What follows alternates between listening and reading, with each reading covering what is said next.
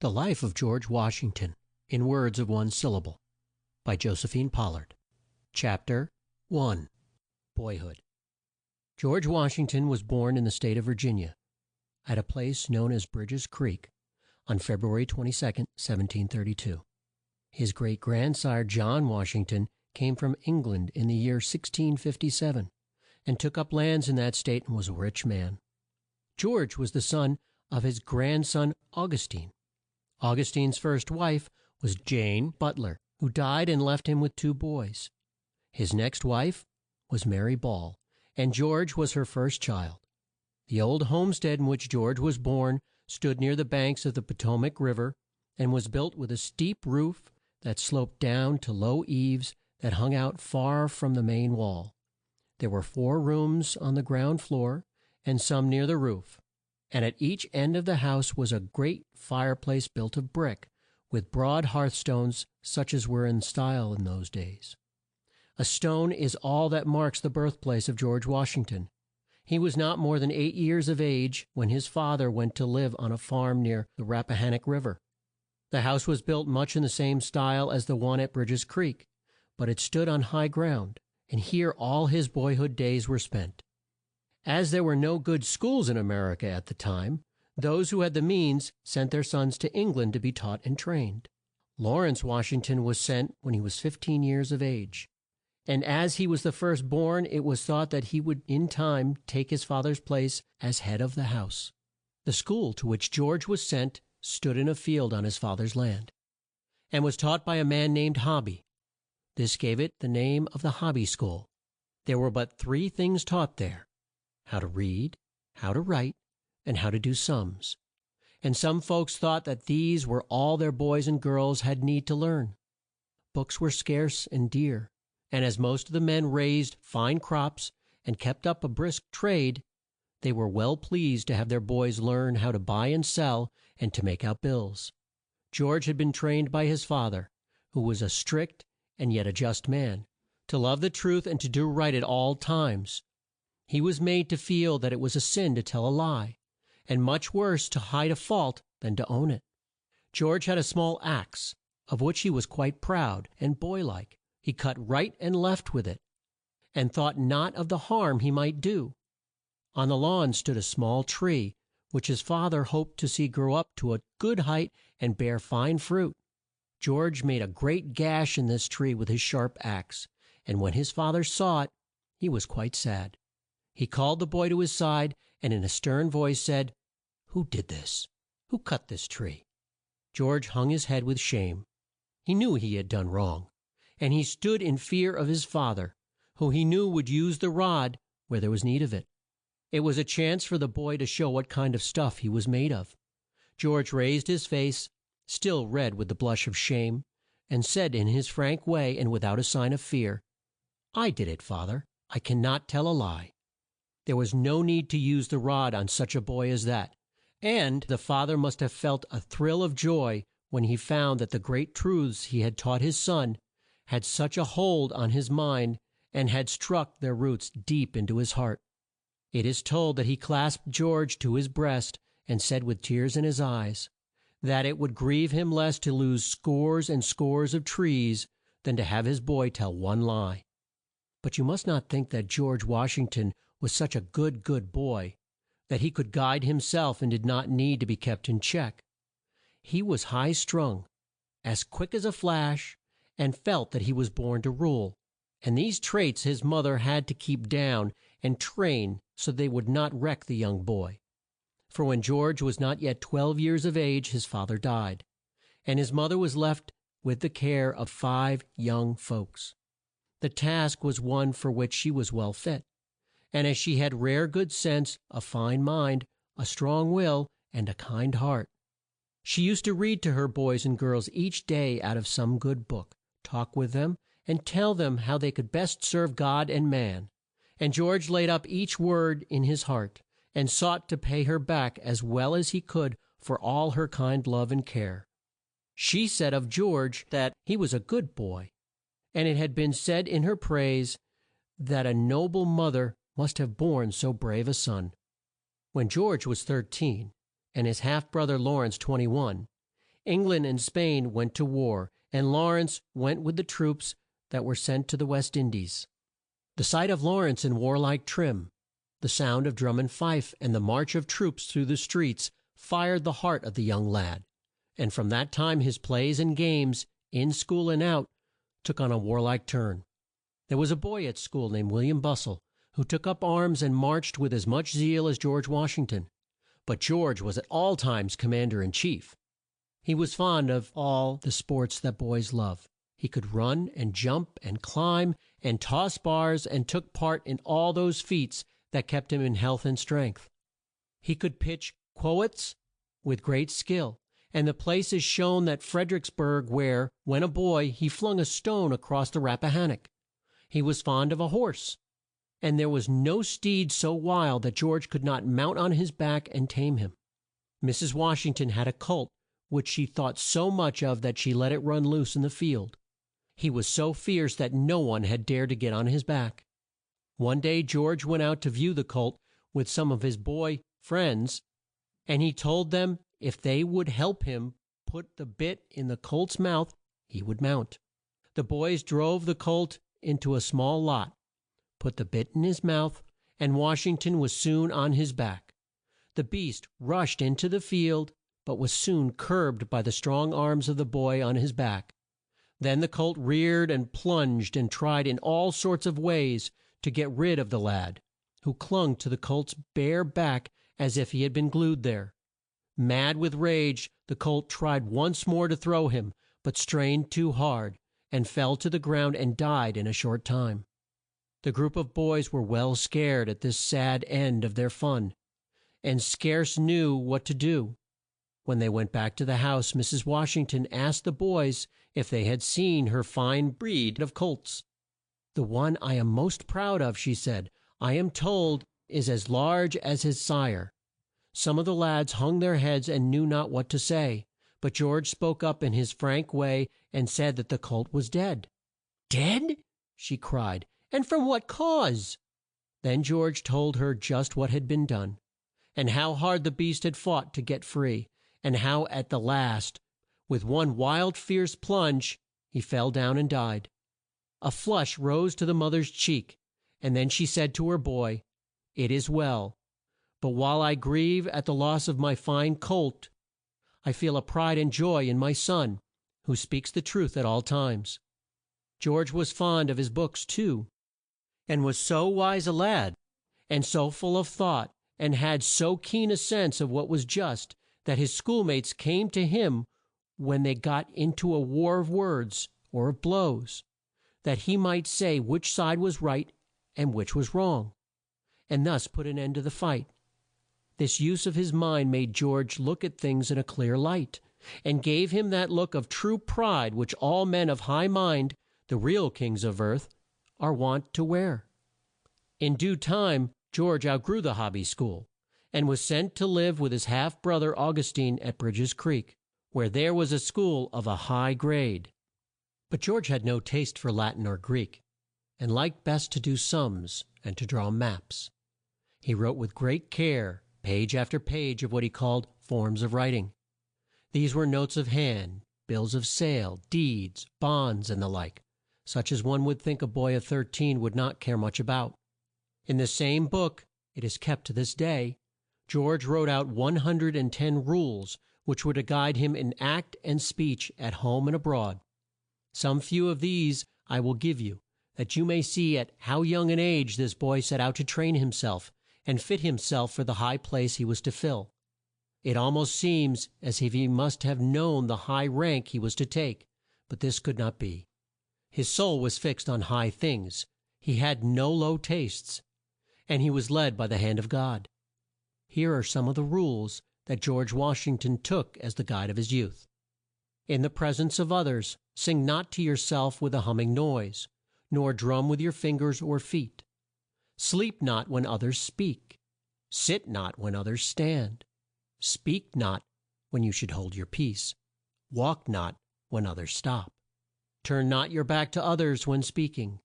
Jog not the table or desk on which another reads or writes. Lean not on any one. Read no letters, books or papers in company. But when there is a need for doing it, you must ask leave.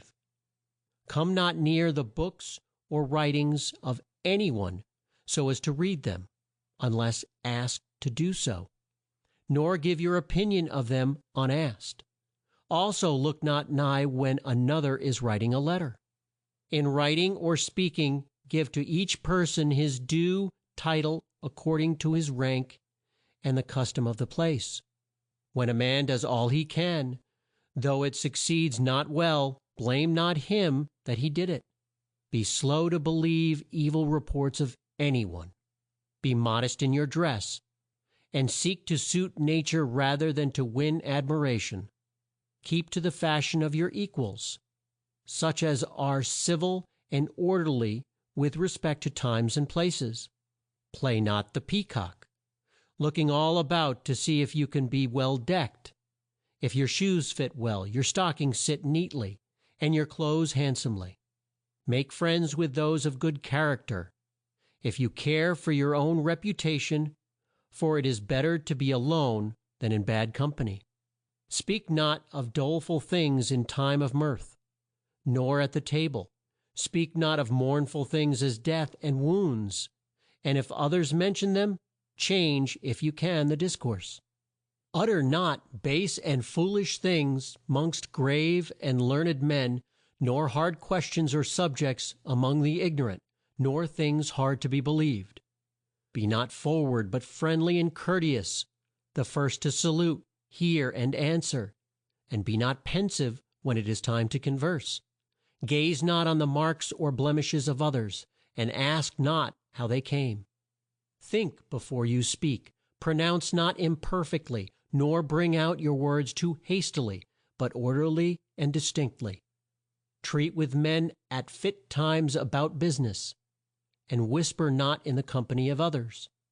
Be not curious to know the affairs of others, nor go near to those that speak in private. Undertake not to do what you can not perform, but be careful to keep your promise. Speak not evil of the absent, for it is unjust. Make no show of taking great delight in your food. Feed not with greediness. Cut your bread with a knife. Lean not on the table, neither find fault with what you eat. When you speak of God, let it be gravely and in reverence. Honor and obey your parents, although they may be poor. Let your amusements be manful, not sinful. Labor to keep alive in your breast that little spark of celestial fire called conscience. It is not known where George found these rules he took so much pains to write out, but it is plain that he set great store by them and made use of them throughout his whole life. End of chapter 1.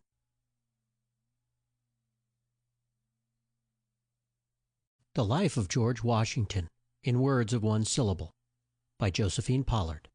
Chapter 2. Youth. George was a great pet with his brother Lawrence Washington, who thought it would be a nice thing for him to serve on board one of the King's ships of war. While Lawrence was in the West Indies, he was on good terms with General Wentworth and Admiral Vernon, and he had no doubt they would do their best to get his brother a good place. He spoke to George about it, and the boy was wild with joy. His mother's pride was roused with joy, and at first she did not put a straw in his way, but gave him all the help she could. But as the time drew near, her heart, which had been so strong and brave and full of pride, gave way, and she felt that she could not part with her dear boy. One of her friends wrote to Lawrence that Mrs. Washington had made up her mind not to let George go to sea. She said that some of her friends had told her it was a bad plan. "And I find," said he, "that one word against his going was more weight than 10 for it." So they gave up the scheme, and George was sent back to school. He would, on fine days, go out in the fields and tracts of land around the schoolhouse, and with a line and rod take the size and shape, the length and width, and mark it all down in one of his books. And so much pains did he take that from the first to the last page not a blot or blur is to be seen. These neat ways formed in his youth were kept up through all his life, and what seems strange is that day books and such books as you will find in great use nowadays were not known at that time. The plan had been thought out by George Washington when a boy of 16, and shows the cast of his mind. Near this time George was sent to live with his brother Lawrence at his fine place on the Potomac, which he had called Mount Vernon, to show how much he thought of the admiral of that name. Here George had a chance to make friends with those of high rank, and he spent much of his time with George Fairfax, who made his home at Belvoir near Mount Vernon. Lord Fairfax, a man of wealth and worth, was much at Belvoir at the time. He had bought large tracts of land in Virginia, which had not been staked out, or set off into lots. In fact, he did not know their size or shape, but he had heard that men had sought out some of the best spots, and had built homes there, and laid out farms for which they paid no rent, and he thought it quite time to put a stop to such things.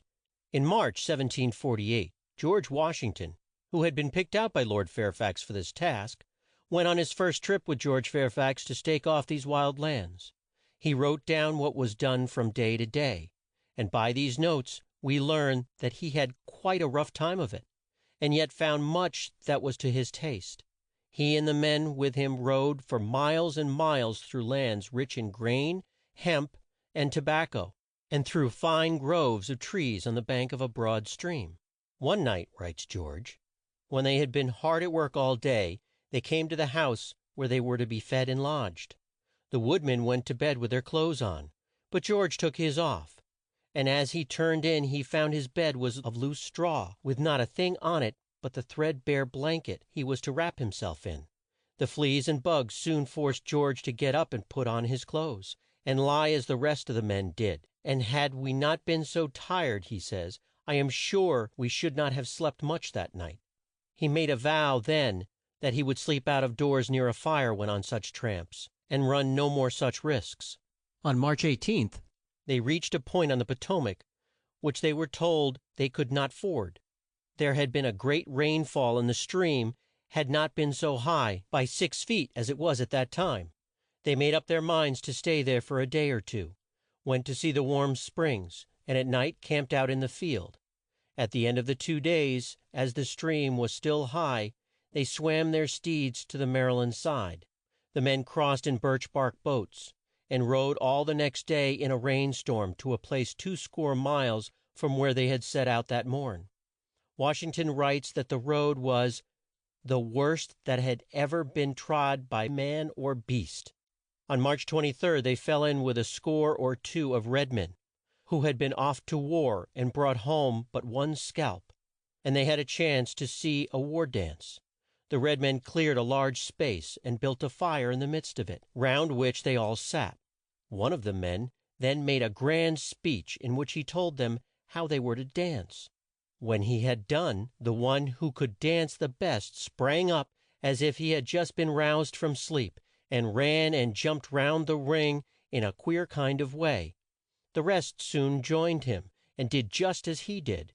By this time the band made itself heard, and I shall have to tell you what a fine band it was. There was a pot half full of water with a piece of deer skin stretched tight on the top, and a gourd with some shot in it, and a piece of horse's tail tied to it to make it look fine. One man shook the gourd, and one drummed all the while the rest danced, and I doubt if you would care to hear the noise that was made. Late in the day of March 26th they came to a place where dwelt a man named Hedge, who was in the pay of King George as justice of the peace. Here they camped, and at the meal that was spread there was not a knife nor a fork to eat with but such as the guests had brought with them. On the night of the 1st of April the wind blew and the rain fell. The straw on which they lay took fire, and George was saved by one of the men, who woke him when it was in a blaze. "I have not slept for 4 nights in a bed," wrote Washington at this time to one of his young friends at home, "but when I have walked a good deal in the day I lie down on a heap of straw or bearskin by the fire, with man, wife, young ones, dogs, and cats, and he is in luck who gets the place next the fire." For 3 years he kept up this mode of life, but as it was a hard life to lead he could be out but a few weeks at a time. His pay was a doubloon a day and some 6 pistoles. A doubloon is a gold coin of Spain, worth not quite $16. A pistole is a small gold coin of Spain, worth not quite $4. This rough kind of life, though he did not know it, was to fit him for the toils and ills of war, of which he may have dreamt in those days, as he still kept up his love for warlike things. While at work on the land round the Blue Ridge, he now and then made his way to Greenway Court, where Lord Fairfax dwelt at this time. Here he had a chance to read choice books, for Lord Fairfax had a fine mind, though his tastes were queer. He lived on a knoll in a small house not more than 12 feet square. All around him were huts for his help. Black and white, red men, half breeds, and woodmen thronged the place, where they were sure they would get a good meal. He had steeds of fine breed, and hounds of keen scent, for he was fond of the chase, and the woods and hills were full of game. Here was a grand chance for George, who had a great taste for field sports, and his rides and walks and talks with Lord Fairfax were a rich treat to the home bred youth. This wise friend lent George good books, which he took with him to the woods, and read with great care, and in this way stored his mind with rich thoughts. In Virginia there were some few men who had served in the late war 'twixt England and Spain, and they put George through such a drill with sword and with gun, that he learned to use them both with great skill. A Dutchman named Van Brom was one of these men, and he claimed to know a great deal of the art of war. He it was that took George in hand to teach him the use of the sword and how to fence. When he was 19 years of age, the red men and the French had made such inroads on the front that it was thought best to place men on guard to keep back these foes, and uphold the laws of the state of Virginia. There was need of some one to take charge of the school of arms at one of the chief outposts where the French sought to get a foothold, and the choice fell on George Washington, who set to work at once to fit himself for the place. His brother's ill health caused this scheme to be dropped for a time, as Lawrence was forced to go to the West Indies for a change of air, and begged George to go with him. George gave up all thought of self, and the two set sail for Barbados, September 28, 1751. At sea he kept a log book, took notes of the course of the winds, and if the days were fair or foul, and learned all he could of the ways of a ship and how to sail one. They reached Barbados on November 3rd, and were pleased with the place, and all the strange sights that met their gaze. On all sides were fields of corn and sweet cane, and groves of trees rich in leaves and fruit, and all things held out hope for cure for the sick man whose lungs were in a weak state.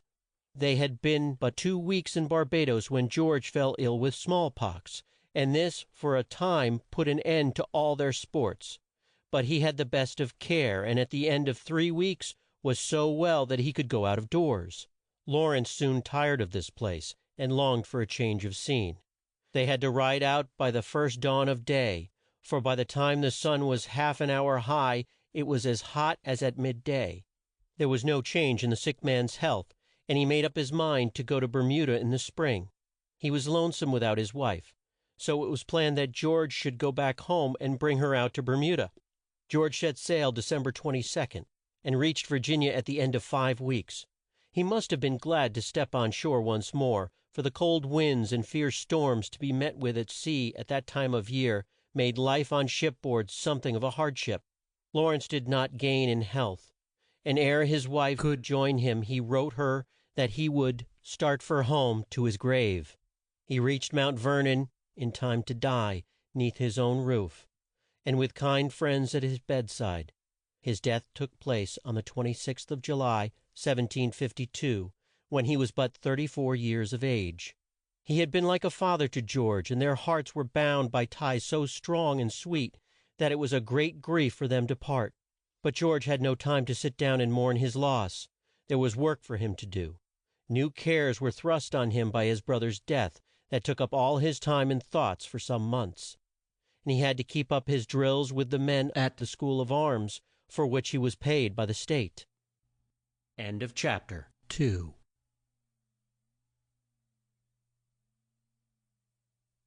The Life of George Washington, in words of one syllable, by Josephine Pollard. Chapter 3. The First Step to Fame. The time had now come when Washington was to take a fresh start in life, and win for himself high rank. The French, who thought they had just as good a right as the English to take up land in America, pressed their claims, and built forts on the Great Lakes and on the banks of the Ohio River. They made friends of the red men at or near these posts, and made it known that they would fight the English at all points. The red men on the north shore of Lake Ontario were good friends with the French, but those on the south shore were not. They had been well dealt with by the English, and their chief, Half King, did not like the warlike move that was made by the French. He went to the French post on Lake Erie, and spoke thus to the troops there: "You have no right to come here and build towns and take our land from us by fraud and force. We raised a flame in Mon tre al some time ago, where we asked you to stay and not to come here on our land. I now ask you to go back to that place, for this land is ours. Had you come in a peaceful way like the English, we should have let you trade with us as they do, but we will not let you come and build on our land and take it by force. You and the English are white. We live in a land be tween you, to which you and they have no right. The Great Being gave it to us. We have told the English to move off, and they have heard us, and now we tell it to you. We do not fear you, and we mean to keep you both at arm's length." The Frenchman said to Half King, "You talk like a fool.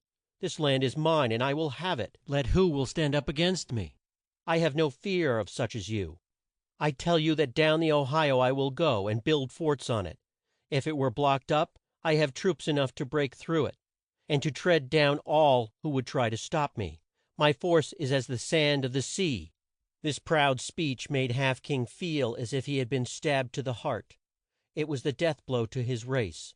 But he turned with hope and trust to the English, who thus far had not shown a wish to do what was not just to his tribe. On October 30th, 1753, Washington set out from Williamsburg in Virginia with a small band of men. He was just of age, and ranked as Major Washington. He was to go to the French outpost near Lake Erie with a note from Governor Dinwiddie to the head man there to ask for a reply in the name of King George. He was to find out where forts had been built, and how large a force of troops had crossed the lakes, and to learn all that he could of those who had dared to set up the flag of France on soil which the English claimed as their own. Washington's route lay through thick woods and swamps, where the foot of man had not trod. He had to climb steep and rough hills where wild beasts had their lairs, and to cross streams on frail rafts, if they could not swim or ford them. There were but 8 men in the whole band, and the post they were to reach lay 560 miles off, and the whole of the way had to be made on horseback or on foot. They met some of the Indian chiefs at a place called Logstown, and Washington made his first speech to the red men. He told them what he had come for, and asked that some of their braves might go with him as guides and safeguards for the rest of the way. He then gave them what was called a speech belt, wrought with beads, as a sign that they were friends and full of peace and good will. The chiefs were mild and full of peace. They said that Washington might have some of their men as guides, but he would have to wait for 2 or 3 days, as the young braves had gone out in search of game. This Washington could not do. There was no time to lose, so he set out with but 4 red men as guides, and Half King was one of them. Through rain and snow, through a long stretch of dark woods that seemed to have no end, through deep streams and swamps where there was no sure foothold for man or beast, the brave band kept on their way. At the end of 35 days from the time they left Williamsburg they reached a place called Venango, where they saw a house from the top of which a French flag flew, and Washington called a halt. The head man in charge asked him and his friends to sup with him. The wine was passed with a free hand, but Washington did not drink like his French host. He knew he would need to keep a cool head for his work. When the Frenchman had his tongue loosened by the wine, he told a good deal. "We have got the land," he said, "and we mean to keep it. You English may have 2 men to our 1, but you are slow. It takes you a long time to move." The man's tongue wagged on in a free way, and Washington, who kept his wits, wrote down all he said that could be of use to him. The next day it rained hard, and they could not go on. Then for the first time the Frenchmen found that there were red men with the English. Washington had kept them back, for he feared to trust them to the wiles of the French. But now the shrewd man made a great time, and hailed them as dear friends. He was so glad to see them. How could they be so near and not come to see him? He gave them gifts and plied them with strong drink, till Half King and his braves thought no more of what they had pledged to the English. They were soon in such a state that they did not care to move. It took some time for Wash ing ton to get them free from the wiles of the French, and it took 4 days more of snow and rain through mire and swamp to reach the fort for which they had set out. Here Wash ing ton met the chief of the fort, and made known the cause that had brought him. He gave him the note from Gov er nor Din wid die, in which it was asked why the French had come in to a state that was owned by Great Brit ain, and they were bid to go in peace. The French took 2 days in which to think of the course they should take, and in this time Wash ing ton set down in his note book the size and strength of the fort, and all that he could find out. He told his men to use their eyes, and to count the boats in the stream and the guns in the fort. The first chance he had, Wash ing ton drew a plan of this fort, and it was sent to Eng land for King George to see. Wash ing ton saw that the Half King and the braves with him had much to say to the French, and he did not trust them. He heard that the Eng lish who sought to trade on the O hi o were seized by the French, and that some red men had passed the fort with 2 or 3 white scalps. All this made him wish to get off safe with his small band, and when the French chief gave him a sealed note, he had a shrewd guess as to what was in it. At last, when the start was to be made, the French chief had large stores of food and wine put on their boats, and made a great show of good will, but at the same time he tried to keep the red men with him, and told them he would give them guns for gifts the next day. Wash ing ton was pressed by the red men to wait that long for them, and the next morn the French had to give the guns. Then they tried to get the red men to drink once more, but Wash ing ton pled with them, and at last got them to start. It was hard to steer the boats, as the stream was full of ice, and at times they had to leap out and stand in the wet for an hour at a time, to drag the boats by main force off the shoals. On the part of the trip that had to be made by land, they had a hard time too. It was cold, the roads were deep in mire, and the steeds were so worn out that it was feared they would fall by the way. Wash ing ton gave up his horse to help bear the food and things for use, and he asked his friends to do so too. They all went on foot, and the cold grew worse. There was deep snow that froze as it fell. For 3 days they toiled in a slow way. At last Wash ing ton made up his mind to leave the men and steeds in charge of one of his band, and to strike off with his pack on his back and his gun in his hand by a way which, it seemed to him, would take him home by a short cut. He had the sealed note that he wished to give up as soon as he could. He took but one man with him. At night they lit a fire, and camped by it in the woods. At 2 in the morn they were once more on foot. They fell in with a red man who claimed to know Mr. Gist, the man who was with Wash ing ton, and called him by his name in his own tongue, and seemed glad to see him. They asked the red man if he would go with them and show them a short cut to the forks of the Al le gha ny River. The red man seemed glad to serve them, and took Wash ing ton's pack on his own back. Then the three set out, and walked at a brisk pace for 8 or 10 miles. By this time Wash ing ton's feet were so sore that he could not take a step without pain, and he was well tired out. He thought it best to camp where they were, and the red men begged Wash ing ton to let him bear his gun. But the Ma jor would not let it go out of his own hands. This made the red men cross, and he urged them to keep on, and said there were red skins in the woods who would scalp them if they lay out all night. He would take them to his own hut where they would be safe. The red men lost faith in their guide, and were soon quite ill at ease. When the red men found that he could not make them go his way, or do as he said, he ceased to wear the face of a friend. At heart he was the foe of all white men. All at once he made a stop, and then turned and fired on them. Wash ing ton found that he was not hit, so he turned to Mr. Gist and said, "Are you shot?" "No," said Gist. Then the red man ran to a big white oak to load his gun. Gist would have killed him, but Wash ing ton would not let him. Gist says, "We let him charge his gun. We found he put in a ball. Then we took care of him. The Ma jor or I stood by the guns. We made him make a fire for us by a small run, as if we were meant to sleep there. I said to the Ma jor, 'As you will not have him killed, we must get rid of him in some way, and then we must march on all night. On which I said to the red men, I suppose you were lost and fired your gun. He said he knew the way to his log hut, and it was not far off. Well, said I, do you go home, and as we are tired we will follow your track in the morning, and here is a cake of bread for you, and you must give us meat in the morning. He was glad to get off. Washington says, we walked all the rest of the night, and made no stop that we might get to the start so far as to be out of their reach the next day, since we were quite sure they would get on our track as soon as it was light. But no more was seen or heard of them, and the next night at dusk the two white men came to the Allegheny, which they thought to cross on the ice. This they could not do, so they had to go to work with but one small axe, and a poor one at that, and make a raft.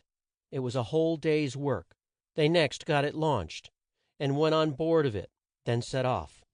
But when they were in mid stream the raft was jammed in the ice in such a way that death seemed to stare them in the face. Washington put out his pole to stay the raft so that the ice might pass by, but the tide was so swift that it drove the ice with great force. It bore down on the pole so hard that Washington was thrown into the stream, where it was at least 10 feet deep. He would have been swept out of sight if he had not caught hold of one of the raft logs. As they found they could not cross the stream or get back to the shore they had left, they quit the raft and got on a small isle near which they were borne by the tide. But this was not the end of their ill luck. It was so cold that Mr. Gist's hands and feet froze, and both he and Washington were in great pain throughout the long dark night. A gleam of hope came with the dawn of day, for they found the ice twixt them and the east bank of the stream was so hard as to bear their weight, and they made their way on it, and the same day came to a place where they could rest. Here they spent 2 or 3 days. They set out on the 1st of January, and the next day came to the Monongahela, where Washington bought a horse. On the 11th he got to Belvoir, where he stopped one day to take the rest he was in need of, and then set out and reached Williamsburg on the 16th of January. He gave to Governor Dinwiddie the note that he had brought from the French chief, showed him the plans of the fort, and told him all that he had seen and done. The fame of his deeds, of the ills he had borne, and the nerve and pluck he had shown, was soon noised abroad, and George Washington, though a mere youth, was looked up to by young and old. End of chapter 3.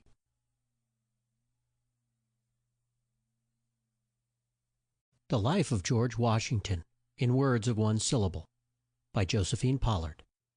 Chapter 4. To the Front.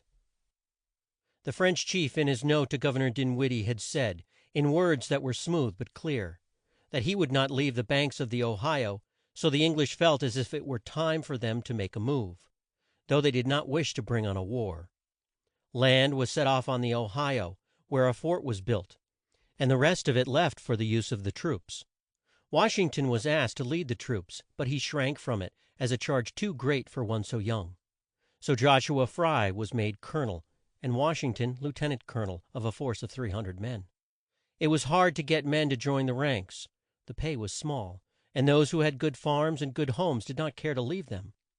Those who had a mind to go were for the most part men who did not like to work, and had no house or home that they could call their own.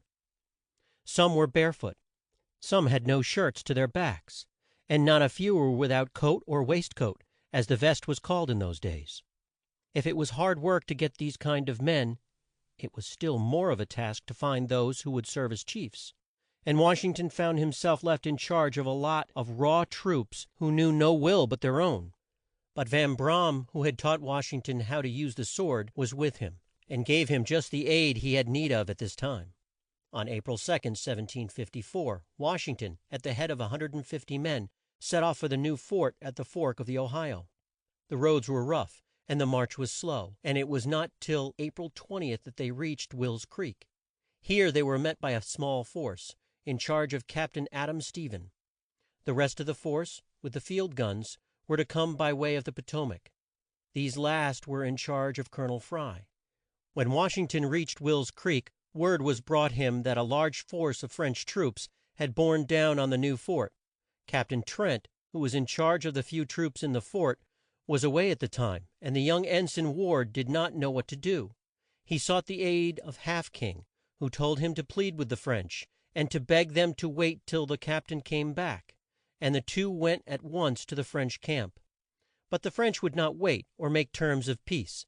They had come as foes, and told Ensign Ward that if he did not leave the fort at once, with all his men, they would put him out by force. All the French would grant was that our men might take their tools with them. So the next morn they filed out of the fort, gave up their arms, and took the path to the woods. The French took the fort and built it up, and called it Fort Du Quesne, which was the name of the Gov ern or of Can a da. When the sad news was brought to Wash ing ton, he was at a loss to know what to do, or which way to turn. Here he was with a small band of raw troops right in the midst of foes, red and white, who would soon hem them in and use them ill if they found out where they were. Yet it would not do to turn back, or show signs of fear. Col o nel Fry had not yet come up, and the weight of care was thrown on Wash ing ton. He let the Gov ern ors of Penn syl va ni a and Mar y land know of his plight, and urged them to send on troops, but none came to his aid. He had a talk with his chief men, and they all thought it would be best to push on through the wild lands, and make the road as they went on, and try to reach the mouth of Red stone Creek, where they would build a fort. By this means the men would be kept at work, their fears would be quelled, and a way made for the smooth and swift march of the troops in the rear. There was so much to be done that the men, work as hard as they might, could not clear the way with much speed. There were great trees to be cut down, rocks to be moved, swamps to be filled up, and streams to be bridged. While in the midst of these toils the bread gave out, and the lack of food made the men too weak to work. In spite of all these ills, they made out to move at a rate of 4 miles a day, up steep hills and through dense woods that have since borne the name of the Shades of Death. While at a large stream where they had to stop to build a bridge, Wash ing ton was told that it was not worth while for him to try to go by land to Red stone Creek, when he could go by boat in much less time. This would be a good plan if it would work, and to make sure Wash ing ton took 5 men with him in a bark boat down the stream. One of these men was a red skin guide. When they had gone 10 miles the guide said that that was as far as he would go. Wash ing ton said, "Why do you want to leave us now? We need you, and you know that we can not get on with out you. Tell us why you wish to leave." The red men said, "Me want gifts. The red men will not work with out them. The French know this, and are wise. If you want the red men to be your guides, you must buy them. They do not love you so well that they will serve you with out pay." Wash ing ton told the guide that when they got back he would give them a fine white shirt with a frill on it, and a good great coat, and this put an end to the strike for that time. They kept on in a small boat for a score of miles, till they came to a place where there was a falls in the stream at least 40 feet. This put a stop to their course, and Wash ing ton went back to camp with his mind made up to go on by land. He was on his way to join his troops when word was brought him from Half King to be on his guard, as the French were close at hand. They had been on the march for 2 days, and meant to strike the first foe they should see. Half King said that he and the rest of his chiefs would be with Wash ing ton in 5 days to have a talk. Wash ing ton set to work at once to get his troops in shape to meet the foe. Scouts were sent out. There was a scare in the night. The troops sprang to arms, and kept on the march till day break. In the mean time, at 9 o'clock at night, word came from Half King, who was then 6 miles from the camp, that he had seen the tracks of 2 Frenchmen, and the whole force was near that place. Wash ing ton put himself at the head of 20 men, left the rest to guard the camp, and set off to join Half King. The men had to grope their way by foot paths through the woods. The night was dark, and there had been quite a fall of rain, so that they slipped and fell and lost their way, and had to climb the great rocks, and the trees that had been blown down and blocked their way. It was near sun rise when they came up to the camp of Half King, who at once set out with a few of his braves to show Wash ing ton the tracks he had seen. Then Half King called up 2 of his braves, showed them the tracks, and told them what to do. They took the scent, and went off like hounds, and brought back word that they had traced the foot prints to a place shut in by rocks and trees where the French were in camp. It was planned to take them off their guard. Wash ing ton was to move on the right, Half King and his men on the left. They made not a sound. Wash ing ton was the first on the ground, and as he came out from the rocks and trees at the head of his men, the French caught sight of him and ran to their arms. A sharp fire was kept up on both sides. De Jumonville, who led the French troops, was killed with 10 of his men. One of Washington's men was killed, and 2 or 3 met with wounds. None of the red men were hurt, as the French did not aim their guns at them at all. In less than half an hour the French gave way and ran, but Washington's men soon came up with them, took them, and they were sent, in charge of a strong guard, to Governor Dinwiddie. This was the first act of war in which blood had been shed, and Washington had to bear a great deal of blame from both French and England till the truth was made known. He was thought to have been too rash and too bold, and in more haste to make war than to seek for peace. These sins were charged to his youth, for it was not known then how much more calm and wise and shrewd he was than most men who were twice his age. The French claimed that this band had been sent out to ask Washington in a kind way to leave the lands that were held by the crown of France, but Washington was sure they were spies. And Half King said they had bad hearts, and if our men were such fools as to let them go, he would give them no more aid. Half King was full of fight, and Washington was flushed with pride, and in haste to move on and brave the worst. He wrote home, "The Mingoes have struck the French, and I hope will give a good blow before they have done." Then he told of the fight he had been in, and how he had won it, and was not hurt though he stood in the midst of the fierce fire. The balls whizzed by him, and, said Washington, I was charmed with the sound. This boast came to the ears of George II, who said, in a dry sort of way, he would not say so if he had heard many. When long years had passed, some one asked Washington if he had made such a speech. "If I did," he said, "it was when I was young," and he was but 22 years of age. He knew that as soon as the French heard of the fight and their bad luck, they would send a strong force out to meet him. So he set all his men to work to add to the size of the earthwork, and to fence it in so that it might be more of a stronghold.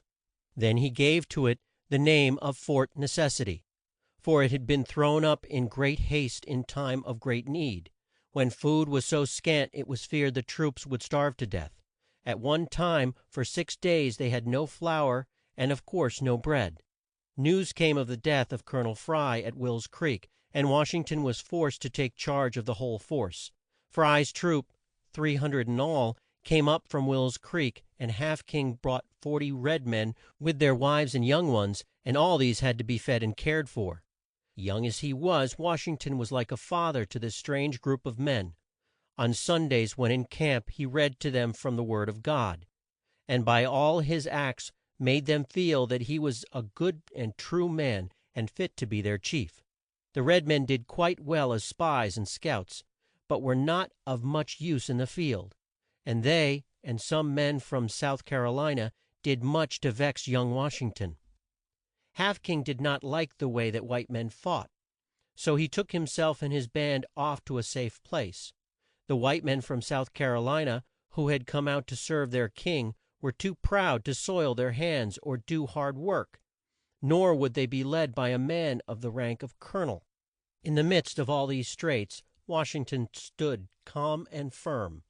The South Carolina troops were left to guard the fort, while the rest of the men set out to clear the road to Redstone Creek. Their march was slow and full of toil, and at the end of 2 weeks they had gone but 13 miles. Here at Gist's home, where they stopped to rest, word came to Washington that a large force of the French were to be sent out to fight him. Word was sent to the fort to have the men that were there to join them with all speed. They reached Gist's at dusk, and by dawn of the next day all our troops were in that place, where it was at first thought they would wait for the foe. But this plan they gave up, for it was deemed best to make haste back to the fort, where they might at least screen themselves from the fire of the foe. The roads were rough, the heat was great, the food was scant, and the men weak and worn out. There were but few steeds, and these had to bear such great loads that they could not move with speed. Washington gave up his own horse and went on foot, and the rest of the headmen did the same.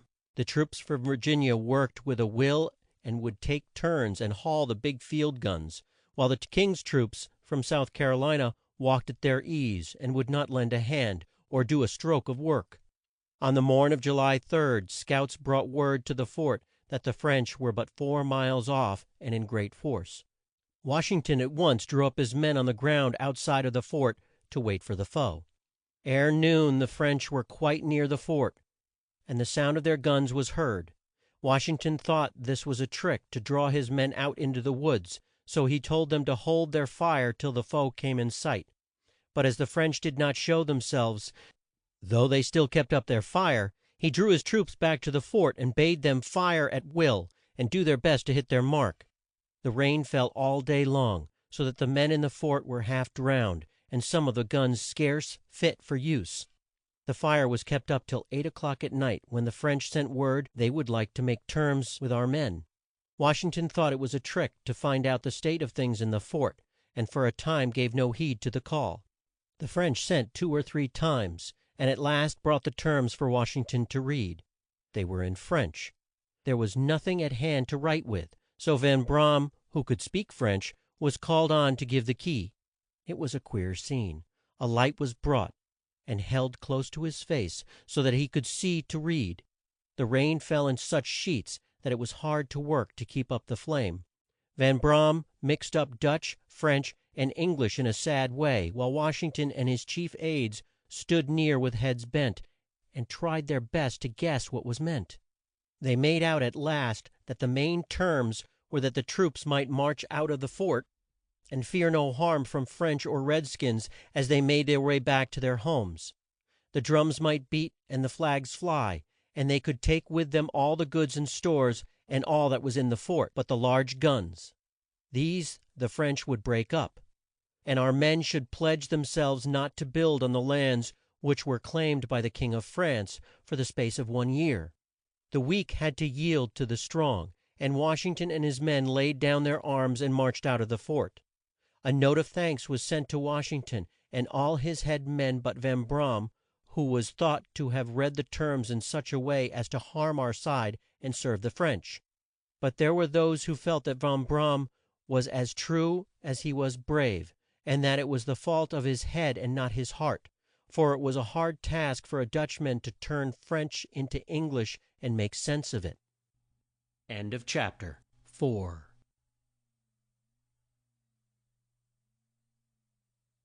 The Life of George Washington, in words of one syllable, by Josephine Pollard. Chapter 5. As Aide de Camp. In spite of the way in which the fight at Great Meadows came to an end, Governor Dinwiddie made up his mind that the troops, led by Washington, should cross the hills and drive the French from Fort Duquesne. Washington thought it a wild scheme, for the snow lay deep on the hills. His men were worn out and had no arms, nor tents, nor clothes, nor food, such as would fit them to take the field. It would need gold to buy these things, as well as to pay for fresh troops. Gold was placed in the governor's hands to use as he pleased. Our force was spread out into 10 bands of 100 men each. The King's troops were put in high rank, and Colonel Washington was made captain. This, of course, was more than he could bear, so he left the army at once, and with a sad heart. In a short time Governor Sharp of Maryland was placed by King George at the head of all the force that was to fight the French. He knew that he would need the aid of Washington, and he begged him to come back and serve with him in the field. But Washington did not like the terms, and paid no heed to the call. The next spring General Braddock came from England with 2 large bands of well trained troops, which it was thought would drive the French back into Canada. Our men were full of joy, and thought the war would soon be at an end. Braddock urged Washington to join him in the field. Washington felt that he could be of great use, as he knew the land and the ways of red men. So he took up the sword once more as Braddock's aide de camp. Benjamin Franklin, who had charge of the mails, lent his aid to the cause, and did all that he could to serve Braddock and his men. Braddock with his staff and guard of horsemen set out for Will's Creek by the way of Winchester in April 1755. He rode in a fine turnout that he had bought of Governor Sharp, which he soon found out was not meant for use on rough roads. But he had fought with dukes and men of high rank, and was fond of show, and liked to put on a great deal of style. He thought that this would make the troops look up to him, and would add much to his fame. In May the troops went into camp, and Wash ing ton had a chance to learn much of the art of war that was new and strange to him, and to see some things that made him smile. All the rules and forms of camp life were kept up. One of the head men who died while in camp was borne to the grave in this style: a guard marched in front of the corpse, the cap tain of it in the rear. Each man held his gun upside down as a sign that the dead would war no more, and the drums beat the dead march. When near the grave, the guard formed two lines that stood face to face, let their guns rest on the ground, and leaned their heads on the butts. The corpse was borne twixt these two rows of men with the sword and sash on the top of the box in which he lay, and in the rear of it the men of rank marched two and two. When the corpse was put in the ground, the guard fired their guns 3 times, and then all the troops marched back to camp. The red men, the Del a wares and the Shaw nees, came to aid Gen er al Brad dock. With them were White Thun der, who had charge of the speech belts, and Sil ver Heels, who was swift of foot. Half King was dead, and White Thun der reigned in his stead. The red men had a camp to them selves, where they would sing and dance and howl and yell for half the night. It was fun for the King's troops to watch them at their sports and games, and they soon found a great charm in the wild sort of life. In the day time the red men and their squaws, rigged up in their plumes and war paint, hung round Brad dock's camp and gazed spell bound at the troops as they went through their drills. But this state of things did not last long, and strife rose twixt the red and white men, and some of the red skins left the camp. They told Brad dock they would meet him on his march, but they did not keep their word. Wash ing ton was sent to Will iams burg to bring the gold of which there was need, and when he came back he found that Brad dock had left a small guard at Fort Cum ber land on Will's Creek, and was then on his way to Fort Du quesne. He would give no heed to those who knew more of the back woods than he did, nor call on the red men to serve as scouts and guides. He was not used to that kind of war fare, and scorned to be taught by such a youth as George Wash ing ton. The march was a hard one for man and beast. Up steep hills and through rough roads they had to drag the guns, and Brad dock soon found out that these new fields were not like the ones on which he had been wont to fight. Hard as it was for his pride to seek the aid of so young a man, he was at last forced to ask Wash ing ton to help him out of these straits. They had then made a halt at Lit tle Mead ows. Wash ing ton said there was no time to lose. They must push on at once. While at this place Cap tain Jack and his brave band of hunts men came in to camp. They were fond of the chase, and were well armed with knives and guns, and looked quite like a tribe of red skins as they came out of the wood. Brad dock met them in a stiff sort of way. Cap tain Jack stepped in front of his band and said that he and his men were used to rough work, and knew how to deal with the red men, and would be glad to join the force. Brad dock looked on him with a gaze of scorn, and spoke to him in a way that roused the ire of Cap tain Jack. He told his men what had been said, and the whole band turned their backs on the camp, and went through the woods to their old haunts, where they were known and prized at their true worth. In the mean time Wash ing ton, who had had a head ache for some days, grew so ill that he could not ride on his horse, and had to be borne part of the time in a cart. Brad dock, who knew well what a loss his death would be, said that he should not go on.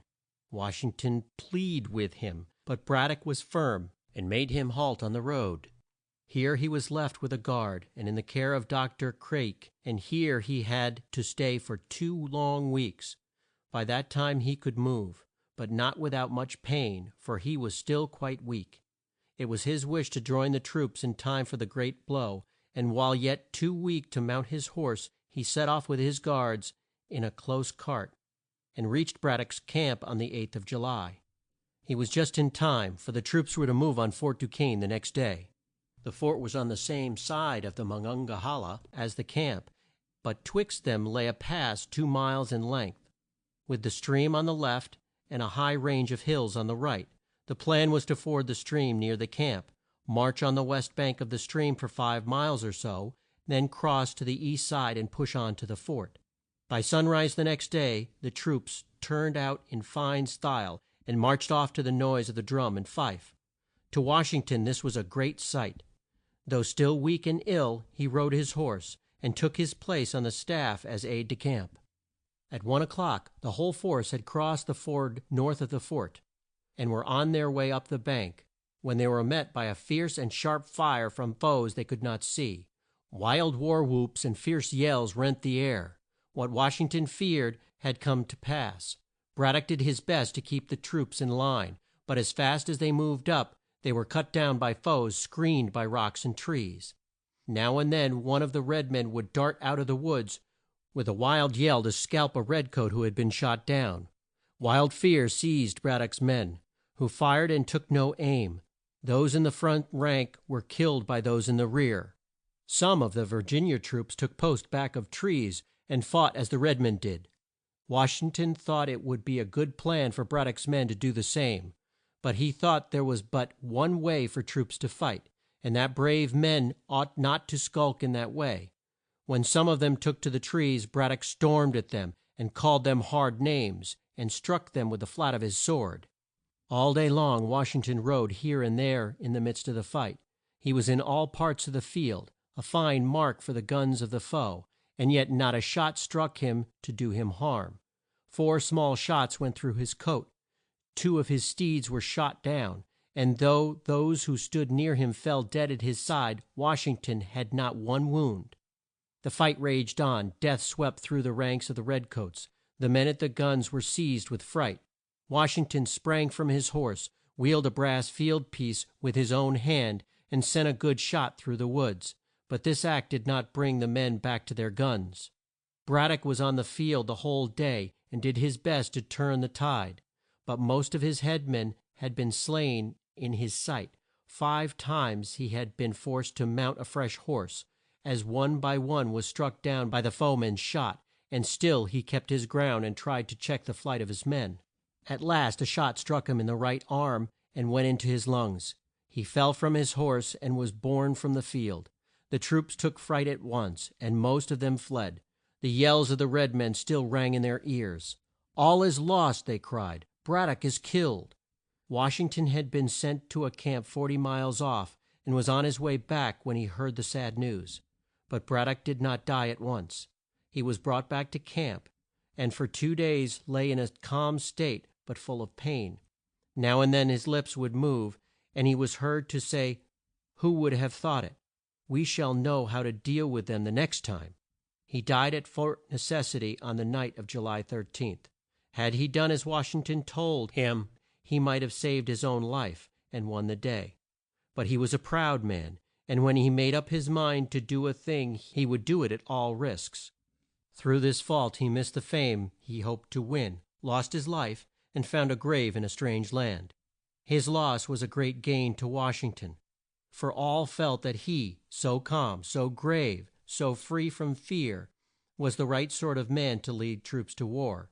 Those who had seen him in the field thought that he bore a charmed life, for though he stood where the shot fell thick and fast, he was not hurt and showed no signs of fear. But Wash ing ton was weak and in need of rest, and as the death of Brad dock left him with no place in the force, he went back to Mount Ver non, where he thought to spend the rest of his days. The fight which he took part in as aide de camp, and which had so sad an end, goes by the name of Brad dock's defeat. End of chapter 5.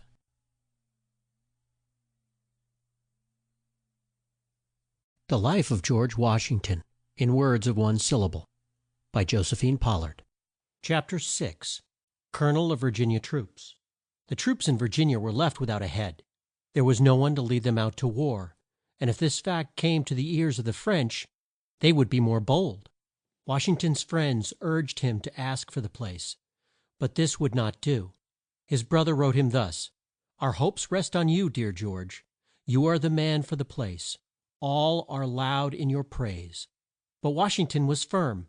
He wrote back and told in plain words all that he had borne, and how he had been served for the past 2 years. "I love my land," he said, "and shall be glad to serve it, but not on the same terms that I have done so." His mother begged him not to risk his life in these wars. He wrote her that he should do all that he could to keep out of harm's way, but if he should have a call to drive the foes from the land of his birth, he would have to go, and this he was sure would give her much more pride than if he were to stay at home. On the same day, August 13th, that this note was sent, word came to Washington that he had been made chief of all troops in Virginia, and the next month he went to Winchester to stay. Here he found much to do. There was need of more troops, and it was hard work to get them. Forts had to be built, and he drew up a plan of his own and set his men to work it out, and went out from time to see how they got on with it. He rode off thus at the risk of his life, for red men lay in wait for scalps, and were fierce to do deeds of blood. The stir of war put new life into the veins of old Lord Fairfax. He got up a troop of horse, and put them through a drill on the lawn at Greenway Court. He was fond of the chase, and knew how to run the sly fox to the ground. The red man was a sort of fox, and Fairfax was keen for the chase, and now and then would mount his steed and call on George Washington, who was glad to have his kind friend so near. In a short time he had need of his aid, for word came from the fort at Will's Creek that a band of red men were on the war path with firebrands and knives, and were then on their way to Winchester.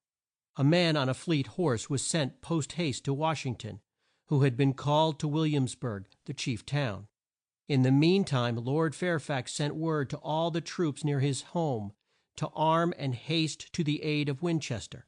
Those on farms flocked to the towns, where they thought they would be safe, and the town folk fled to the west side of the Blue Ridge.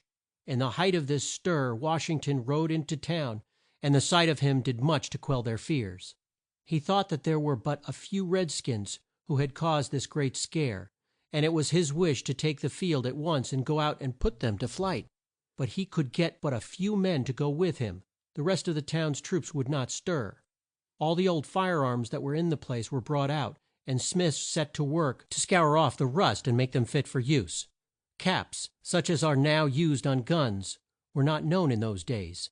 Flint stones took their place. One of these was put into the lock, so that when it struck a piece of steel it would flash fire, and the spark would set off the gun. These were called flint lock guns. Such a thing as a match had not been thought of, and flint stones were made use of to light all fires. Carts were sent off for balls and flints, and for food with which to feed all those who had flocked to Winchester. The tribes of red men that had once served with Washington were now on good terms with the French. One of their chiefs, named Jacob, laughed at forts that were built of wood, and made his boast that no fort was safe from him if it would catch fire.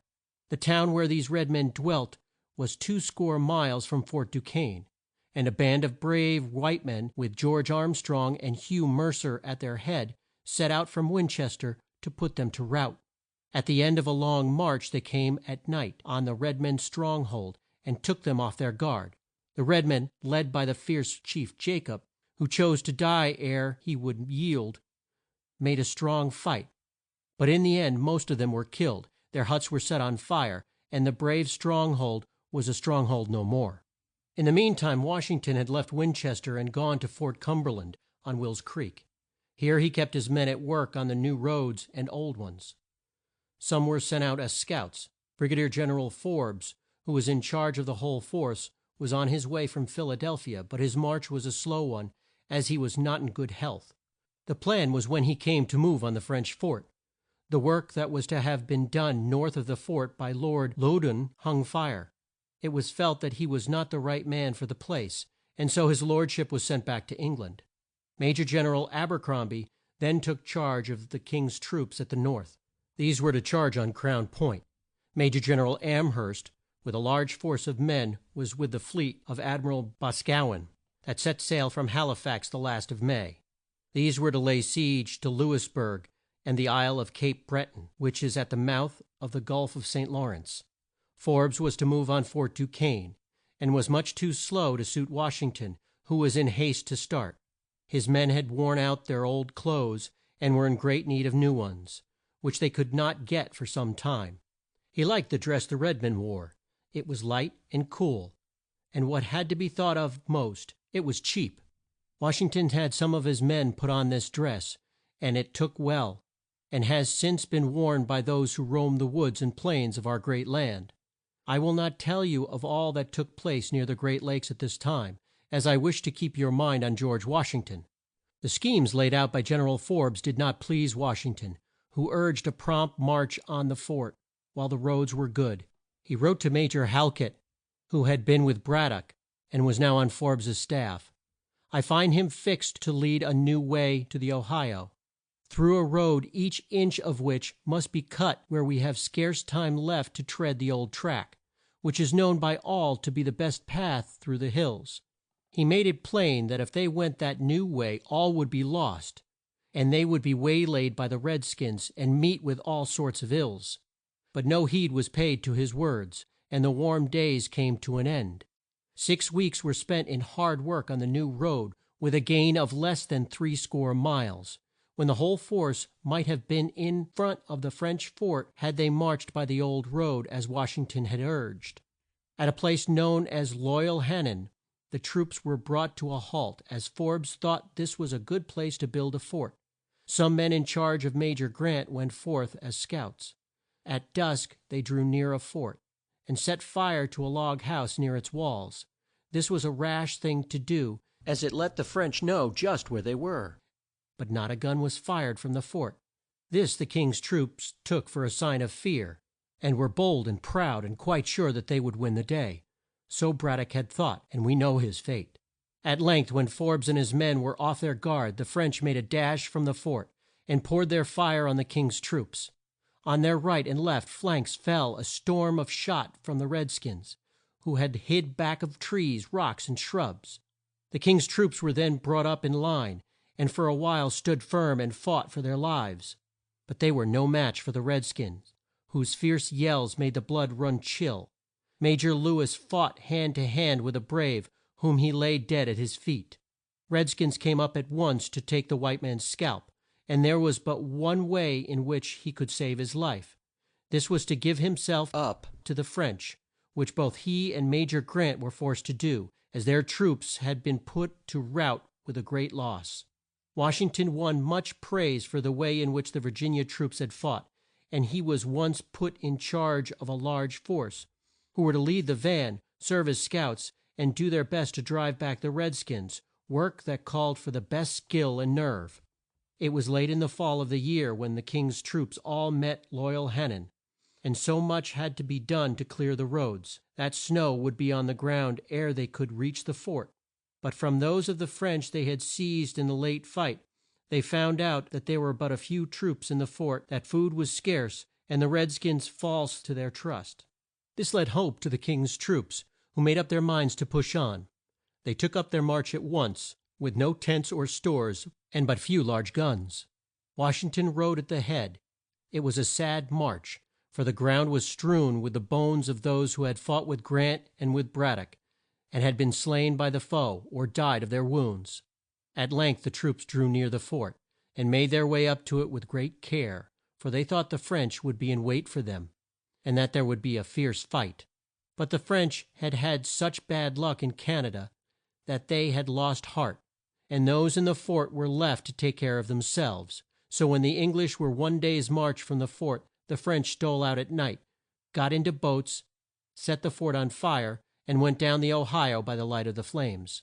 So the fort, which had been the cause of so much blood shed, fell at last without a blow, and on No vem ber 25, 1758, Wash ing ton, with his van guard, marched in and placed the Brit ish flag on the wreck of the once proud strong hold, the name of which was changed to Fort Pitt.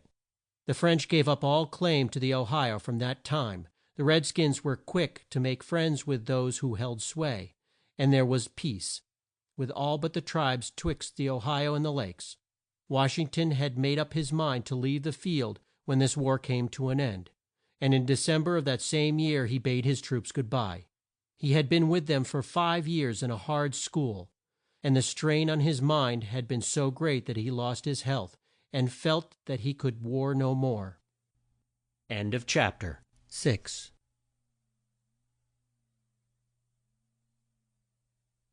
The Life of George Washington, in words of one syllable, by Josephine Pollard. Chapter 7. The Home of Washington.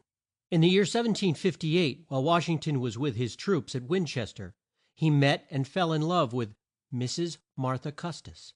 Her home was known as the White House, and here she dwelt in fine style, for she had great wealth. She had a boy 6 years of age and a girl of 4. Such were her charms that men of wealth and rank sought for her hand, but Washington, so calm and grave, and with his way yet to make in the world, won her heart, and they were to be wed at the close of the war. She had heard of the brave deeds he had done, and was proud to be the wife of such a man. So on January 6, 1759, the two were made one. In the course of a few months Washington went to live at Mount Vernon, where he spent much of his time in the care of his own lands and those of his wife. He had a seat with those who made laws for the state, and no man was thought more of than George Washington. Washington loved to be at Mount Vernon, where he had spent a great part of his boyhood, with his brother Lawrence, of whom he was so fond. The house stood on a knoll, and near it were wild woods and deep dells, haunts of the fox and the deer, and bright streams where fish could be found at all times. His chief sport was the chase, and at the right time of the year he would go out 2 or 3 times a week with dogs and horns and trained steeds in search of the sly fox who would lead him and his friends a fine run. Sometimes he would go out with his gun and shoot wild ducks, great flocks of which might be found on the streams close at hand, or he would scour the woods for the game with which they were filled, and which none of those who owned the place had a right to kill. A man who had a bad name and paid no heed to the laws that were made was wont to make his way to the grounds near Mount Vernon and shoot just what game he chose. More than once he had to be told to leave and not come back, but he paid no more heed than if he had been deaf, and was sure to take his pick from the best kind of ducks. One day when Washington was out on horseback, he heard the sound of a gun down near the edge of the stream. He put spurs to his horse, dashed through brush and brake, and soon came up to the rogue, who had just time to jump in his boat and push from shore. Then the bad man raised his gun, cocked it, and took aim at Washington, whom he would no doubt have shot down in cold blood. But Washington rode at once into the stream and seized the prow of the boat and drew it to shore. Then he sprang from his horse, wrenched the gun from the thief's hand, and laid on the lash in such a way that the rogue took to his heels when let loose, and came no more to Mount Vernon. As I told you, men of great wealth dwelt on the shores of the Potomac, and kept house in fine style. They had a large force of slaves, and made great feasts for their friends. One of them used to come out in a rich barge to meet Washington. This barge was rowed by 6 black men in check shirts and black velvet caps. Washington had a coach and 4, with black footmen, for Mrs. Washington to use when she drove out, but he chose to go on horseback. Sometimes he and his wife went to Annapolis to a ball or feast of some sort, where Washington took part in the dance, and all the belles of the day were proud to dance with him, for he had a grand style that made him seem like no one else in the room. When storms kept him in the house, he would read, or spend time at his desk with pen in hand. He was kind to his slaves, and took the best care of them when they were sick, but was quick to see that they did not shirk their work.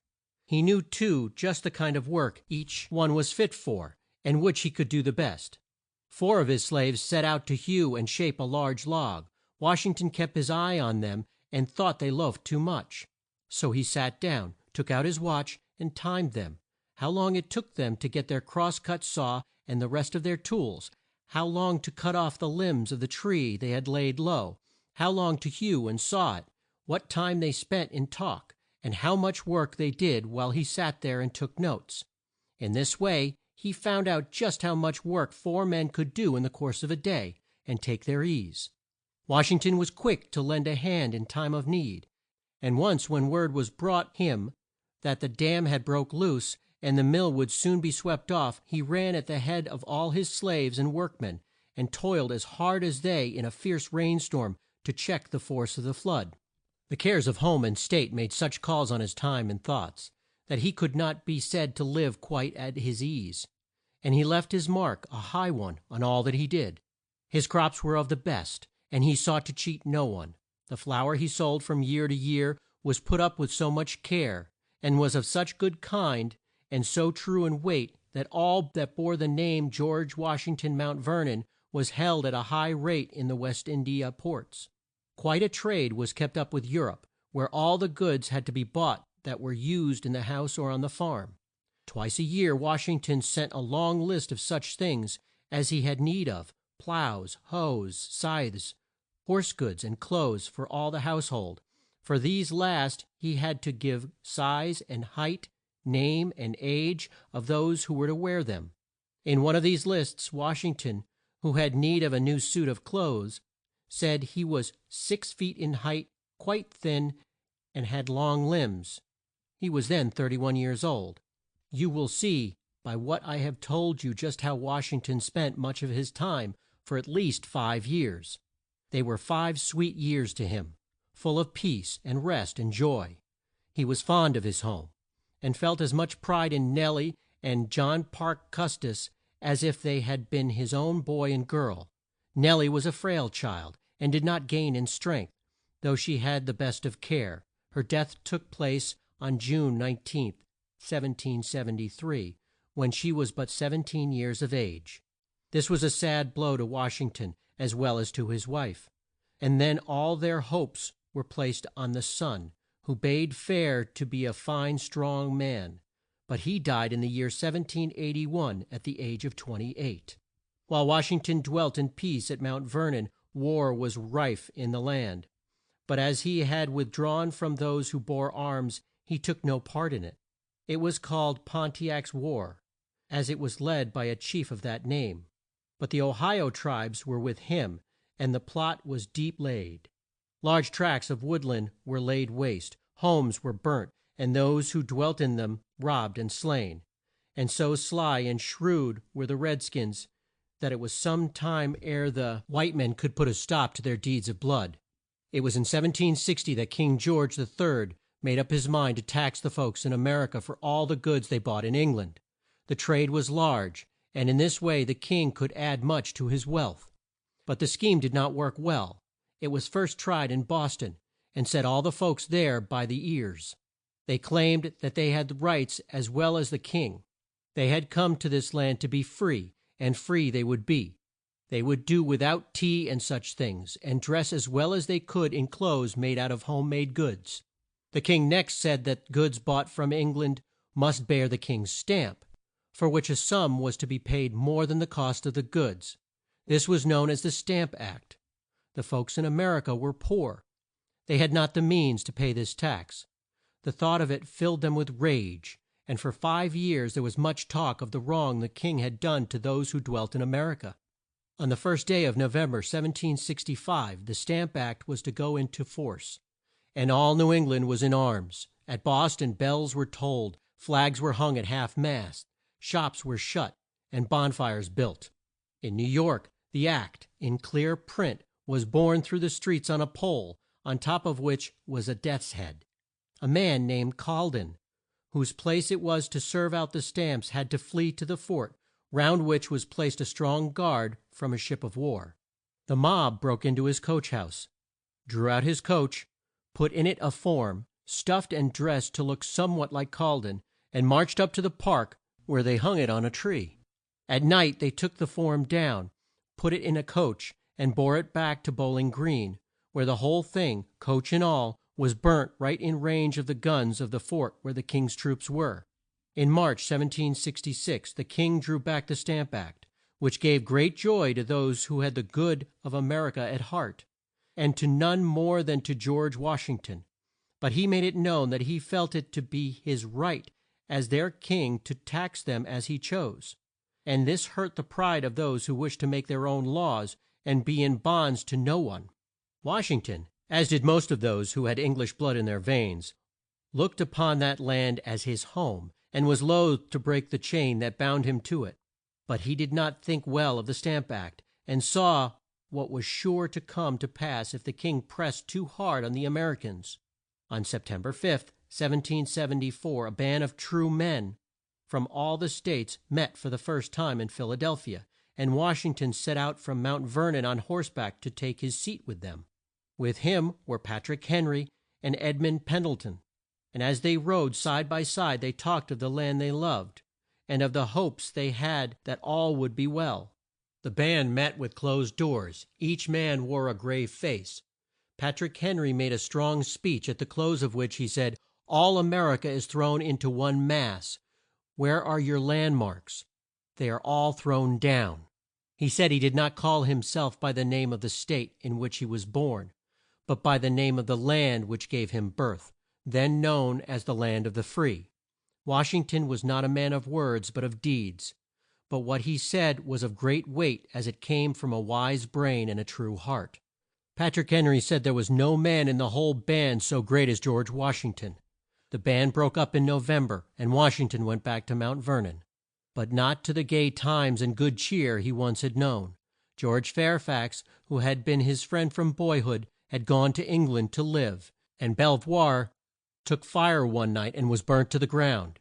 The stir in Bos ton and in the West, where the red skins were on the war path, made the whole land ill at ease. Troops were kept on drill, and the roll of the drum was heard in all the small towns.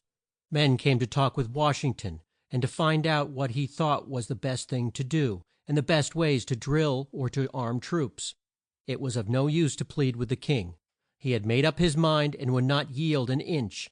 A large force of the best men in Vir gin i a met at Rich mond, March 20th, 1775, and Wash ing ton was called on for some plan as to what their course should be.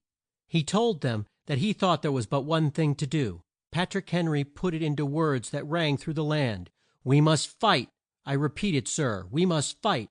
An appeal to arms, and the God of hosts is all that is left us."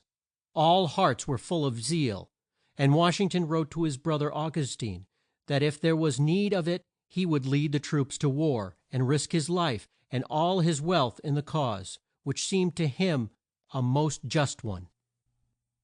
Chapter 7.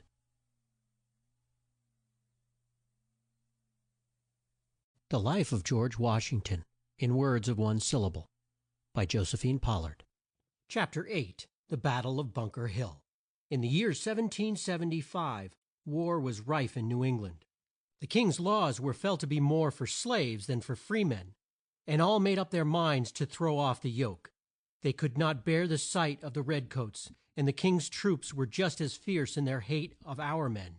Ships of war brought a large force of troops to New England, led by men of rank and fame. They filled the streets of Bos ton, and it was thought that they might bring the A mer i cans to terms, and not a drop of blood be shed. But this was not to be. A large force of our men were in camp on the hills and fields near Bos ton, the sight of whom might well cause the well clad Brit ish to smile. They had left their farms in great haste at the cry of "To arms!"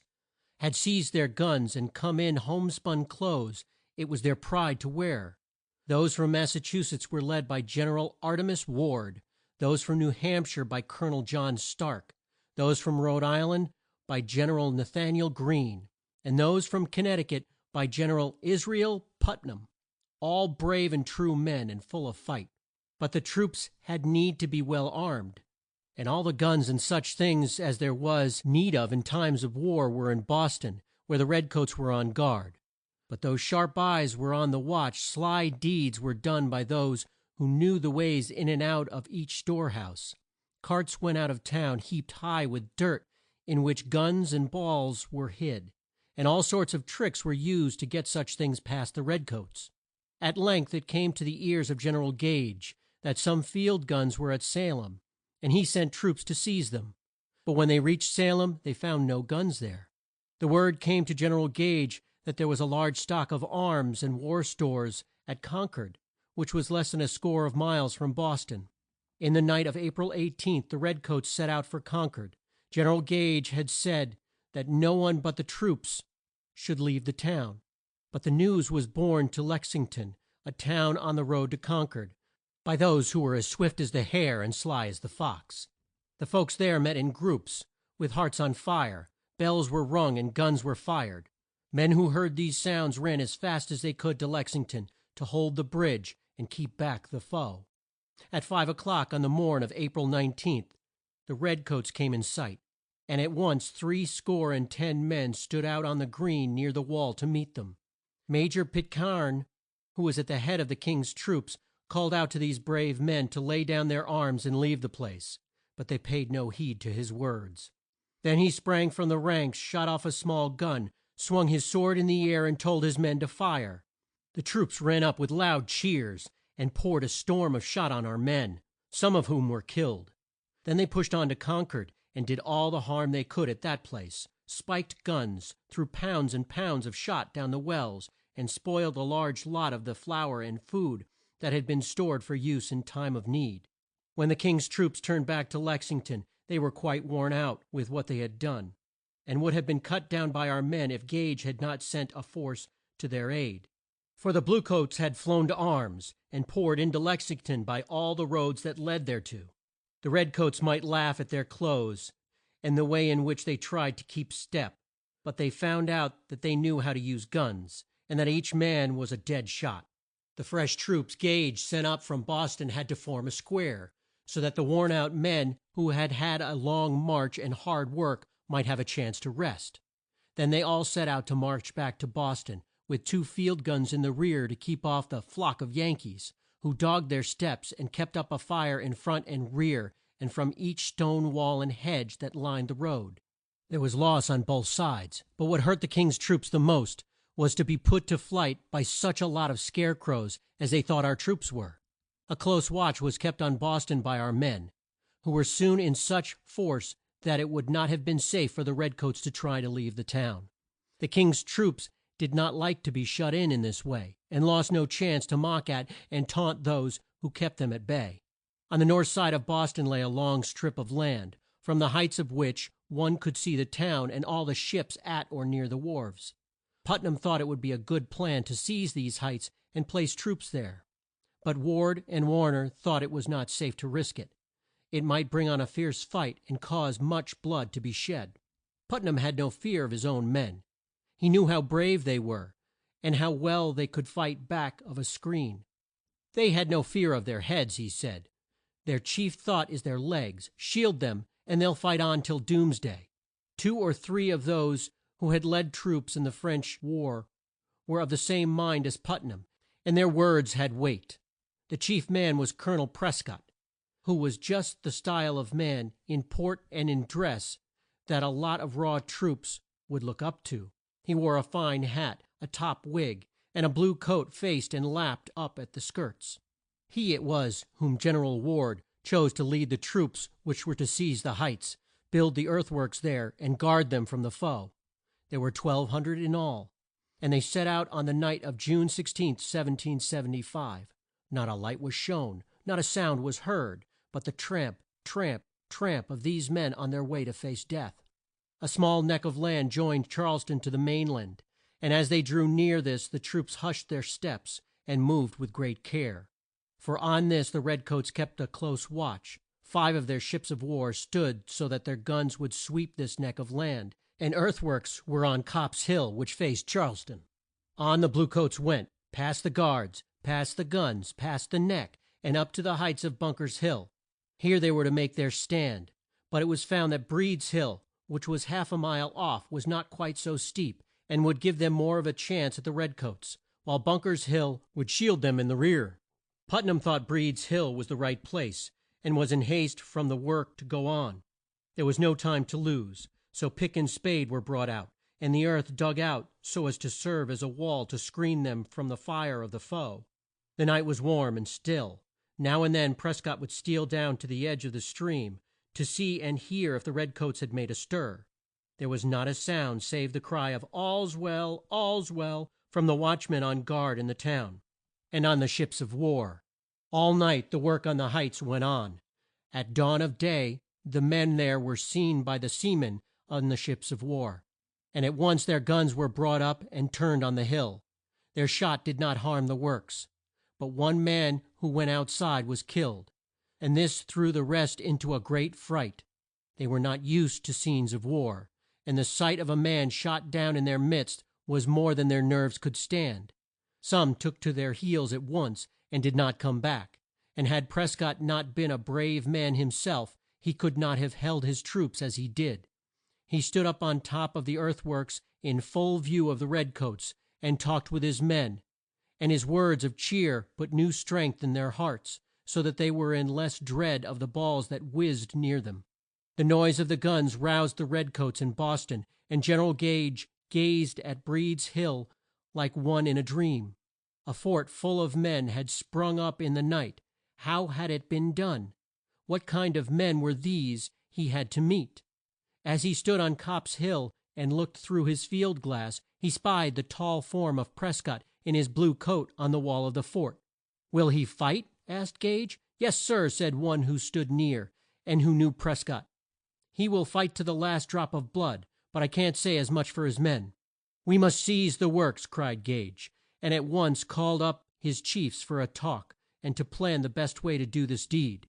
The noise in the streets of Boston, the roll of the drum, the sound of the trump that calls to war, the sharp clicks of hoofs, and the deep roll of wheels that bore the field guns, were heard on the heights, and let the troops there to know the war was at hand.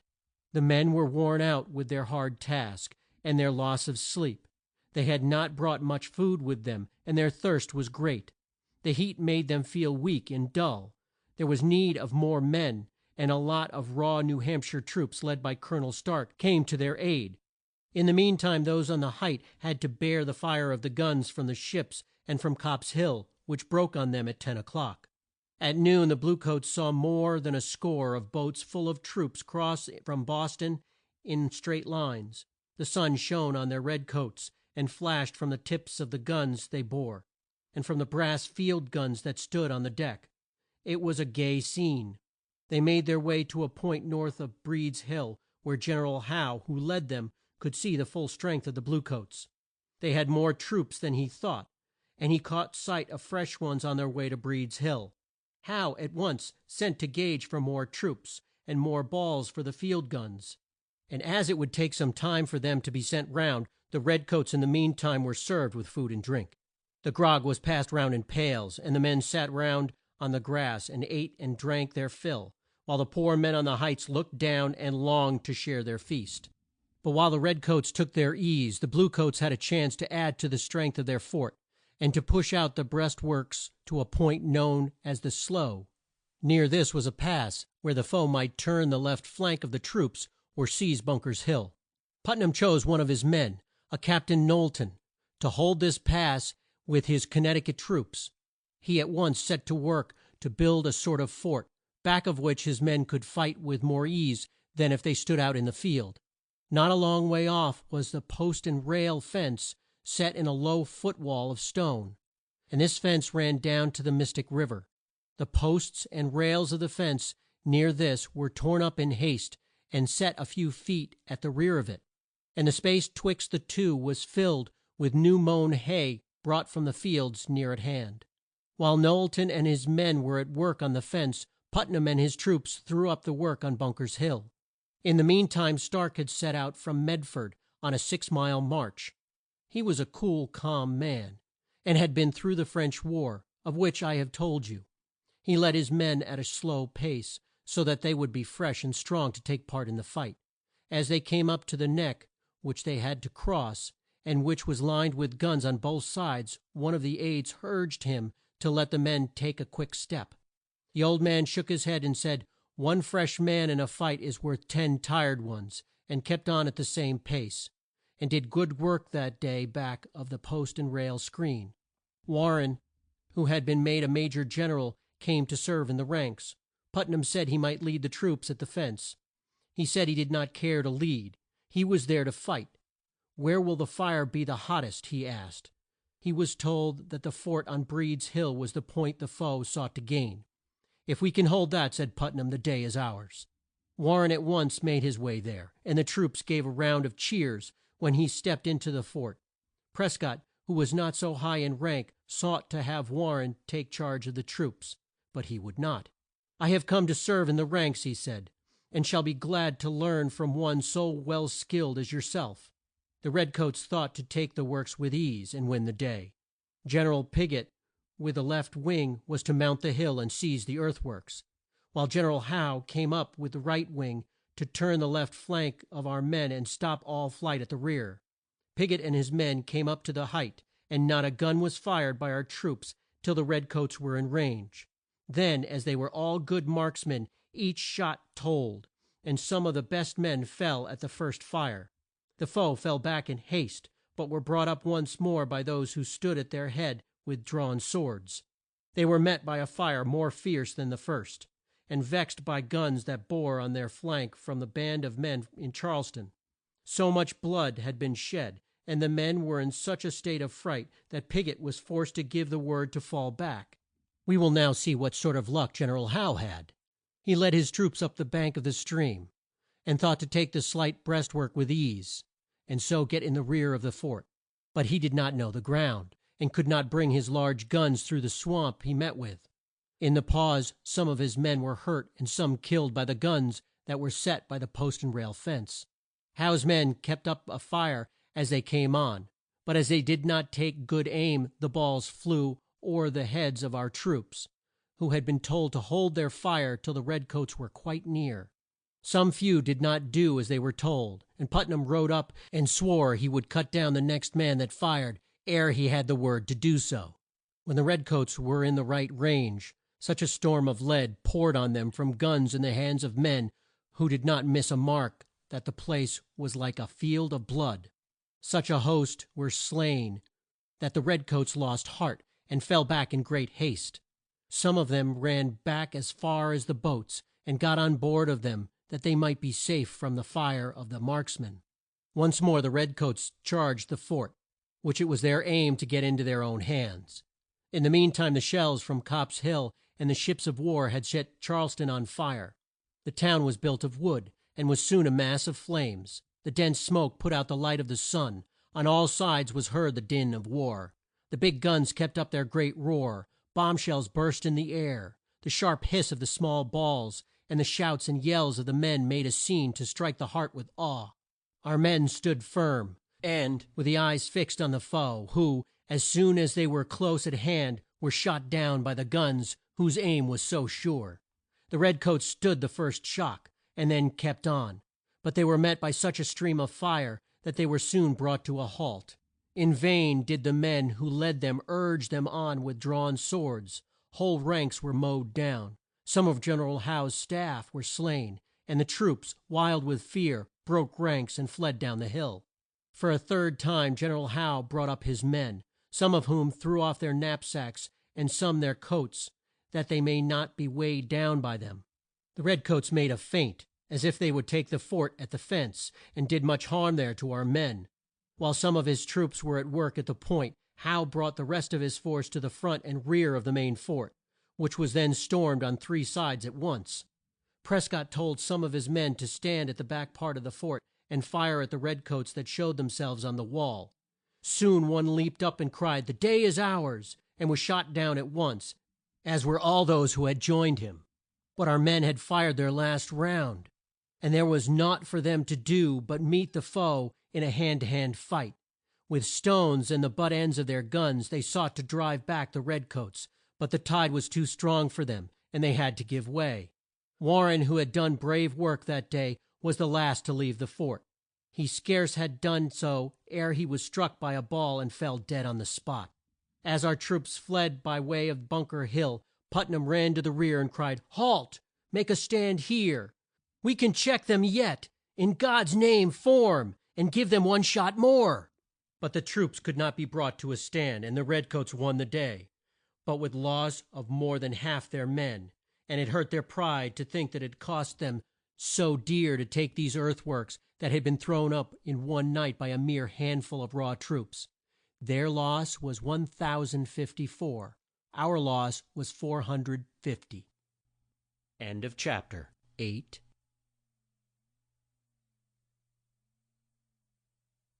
The Life of George Washington, in words of one syllable, by Josephine Pollard. Chapter 9. Commander-in-Chief. The deeds done ere this by the King's troops had made a great stir throughout the land. The chief men of each state met in Philadelphia, and sought out ways and means to help those who were in arms, as foes of King George, and a large force of men from Maryland, Pennsylvania, and Virginia were soon on hand to march and join the troops near Boston. But who was to lead them? The choice at once fell on George Washington, but he held back. He thought that Massachusetts troops might not care to be led by a man from the South, and too, General Ward, who was then at their head, had the first right, for Washington's rank was not so high as his. There was much talk on this score, and in the midst of it a Massachusetts man, John Adams, rose and said that the man he thought fit to lead our troops was in that room, and he came from Virginia. All knew who he meant, and as Washington heard his own name he rose from his seat and left the room. Then votes were cast, and all were for Washington, and he felt that he could not say no to such a call. He spoke his thanks in a few words, and said that he would do the best that he could, and serve without pay. He set out from Philadelphia, June 21st, 1775.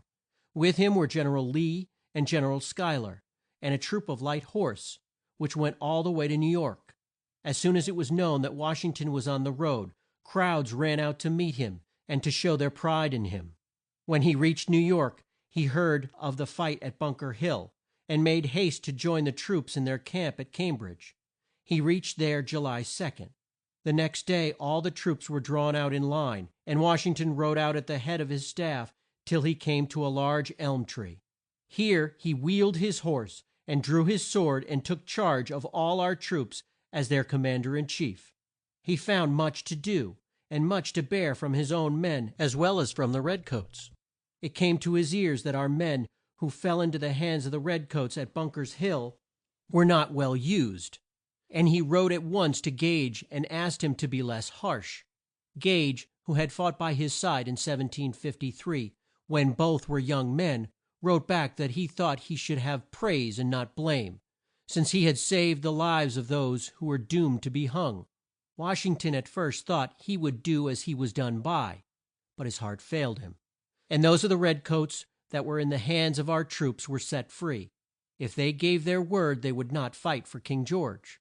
By such acts Washington sought to show that Americans are as merciful as they are brave. The camps in which Washington found his troops were as odd as the men themselves. Some of the tents were made of boards, some of sailcloth, or bits of both, while here and there were those made of stone and turf, brick and brushwood. Some were thrown up in haste and bore no marks of care, while a few were wrought with wreaths and twigs, and spoke well for the taste of those who made them. The best camp of all was that of the Rhode Island men, in charge of General Nathaniel Greene. Here were found as good tents as the redcoats had, and the men were well drilled and well dressed. Greene was brought up on a farm. His father was a blacksmith, and at times his son worked with the plow, or took his place at the forge. At the first note of war, Greene left the farm, and in the month of May, 1775, was in charge of all the troops of his own small state. He went to Boston and took notes while there of all that the redcoats did, and in this way he learned much that he could put to good use. His troops had fought at Bunker Hill, and there were none in the whole force that bore themselves so well or made so fine a show. Greene was 6 feet tall, and not quite 20 years of age. He was strong and well built, and his frank way won the heart of Washington, and the two were warm friends from that time. Washington now set to work to add strength to the weak parts of his line, and to throw up fresh works round the main forts. All the livestock had to be kept off the coast so they would not fall into the hands of the foe. He sought to draw the redcoats out of Boston, but they would not stir. When Washington took charge of his troops, he thought he could go back to his home when the cold days came on and spend some time there with his wife. But there was no chance for him to leave. So he wrote to Mrs. Washington to join him in the camp. She came and stayed with him till the next spring, and this was her course all through the war. She came in her own coach and four, with her son and his wife. The black footmen were dressed in red and white, and the whole turnout was in the style in use in Virginia at that day. Washington had his rooms in the Craig House in Cambridge, and here Mrs. Washington took charge and gave the place more of a home-like air. At that time the camp of Cambridge was filled with all sorts of troops. Some had spent most of their lives in boats, some were brought up on farms, some came from the woods, and each group wore the dress that pleased them best, and laughed at those who were not dressed the same. This made sport for some time, and jokes flew thick and fast. One day some men came into camp dressed in an odd garb, such as was worn to hunt in. The suit was made of deerskin, and the long shirt had a deep fringe all round. This dress was the cause of much mirth to men who came from the sea shore, and were used to short coats and rough plain clothes. There was snow on the ground, and when the jokes gave out, snowballs took their place, for a war of words is quite sure to end in blows. Men came up to the aid of both sides, fists were used, and all took part in the hand to hand fight, and there was a great stir in the camp. While the fight was at its height, Washington rode up. None of his aides were with him. He threw the reins of his own horse into the hands of the black men who rode near, sprang from his seat, and rushed into the thick of the fray. Then he seized two of the tall, stout huntsmen by the throat, and talked to them and shook them while he held them at arm's length. This put an end to the brawl at once, and the rest of the crowd slunk off in haste, and left but three men on the ground, Washington and the two he held in his grasp. As the cold days and nights came on, the men grew homesick, and longed to be by their own firesides. It was right that some of them should go, for they had served out their time, and this made the rest lonesome and sad. Songs would not cheer them, and they paid no heed to the words of those who sought to rouse them from the depths of woe. Washington was full of fears, which were shared by all those who were near him in rank. Yet he did not lose hope. General Greene wrote, "They seem to be so sick of this way of life, and so homesick, that I fear a large part of our troops will soon go home." Still his heart did not lose hope. All would come right in time, and his words of cheer were a great help to Washington at this time. The year 1775 had been a dark one for our land, and there was no ray of hope to light the dawn of 1776. There were but 10,000 troops to take the field. There was a lack of arms, a lack of clothes, and a lack of food, and these things made camp life hard to bear, and were a great grief to the heart of the chief. He could not sleep. Had the foe known of their plight, they would have borne down on them and swept them out of sight. But God took care of them. In the first month of the year there was a stir on the Boston wharves. A large fleet of boats lay in the stream, on board of which the redcoats swarmed, and there were two sloops of war filled with guns and warlike stores. All were in charge of General Howe, and Washington guessed what his plans were, and felt that the time had come for him to strive to wrest Boston from the King's troops. The outlook was bright. More troops had come to his aid, and he made up his mind to place part of his force on Dorchester Heights, and if he could, draw out the foe to fight at that place. At a sign, the troops on the heights and at Nook's Hill were to fire at the same time, and rake the town with balls and bomb shells. At the same time boats full of troops were to start from the mouth of the Charles River, and act in the rear of the redcoats. It was thought that these moves on the part of our troops would bring on such a fight as they had on Breed's Hill. On the night of March 4th, our men made their way to the heights, and at dawn of the next day strong forts loomed up, and seemed as if they must have been brought there at the touch of a wand. Howe gazed on them and said, "The rebels have done more work in one night than my whole army would have done in a month." He must drive them from the heights or leave Boston. While pride urged him on, fear held him back, for he knew that his loss would be great. But he must make a move of some sort. So he made up his mind to send boats out that night with a force of troops in charge of Lord Percy. But a storm came up from the east. The surf beat high on the shore where the boats were to have land, and the scheme was put off till the next day. But it stormed just as hard the next day. The rain came down in sheets, and the boats stayed where they were. In the meantime our men kept at work on the hills on the north side and south side, and when the storm ceased, General Howe saw that the forts were now so strong there would be no chance to take them. Nor was it safe for him to stay in Boston. Yet the Admiral said that if Howe's troops did not seize the heights, the ships of war should not stay near Boston, so his lordship would have to leave with what grace he could, such as it might wound his pride. When word went forth that the troops were to leave, strange sights were seen in Boston town and bay. For some days the redcoats went this way and that in great haste. More than 70 boats were cast loose for sea, with at least 12,000 men on board of them. While this stir took place not a shot was sent from the heights, and it was well that this was so, as the redcoats had laid plans to set the town in a blaze if our troops fired one gun. The redcoats left Boston March 17th, and our troops in charge of Old Put, as the brave Putnam was called, marched into town in fine style. For some days the fleet lay off the coast of Rhode Island, and it was feared for a while that they meant to strike a blow and win back what they had lost. But no such thing took place, and ere long the fleet sailed out of sight. "Where they are bound," wrote Washington, "and where they next will pitch their tents, I know not." He thought they were on their way to New York, but such was not the case. They had steered for Halifax to wait there for more troops, and for the large fleet that was to come from England. A vote of thanks and a large gold coin with his face on one side of it were sent to Washington by the chief men of the land, as part of his due for what he had so far done to save America from King George's rule. Washington, who thought the next move of the redcoats would be on New York, set out for that place, and reached there April 13th. He went to work at once to build forts and to send out troops, and to make the place as strong as it ought to be. He did not know the plans of the foe, nor from what point they would hurl the bolts of war. All was guesswork, but still in the midst of doubt it would not do to be slack.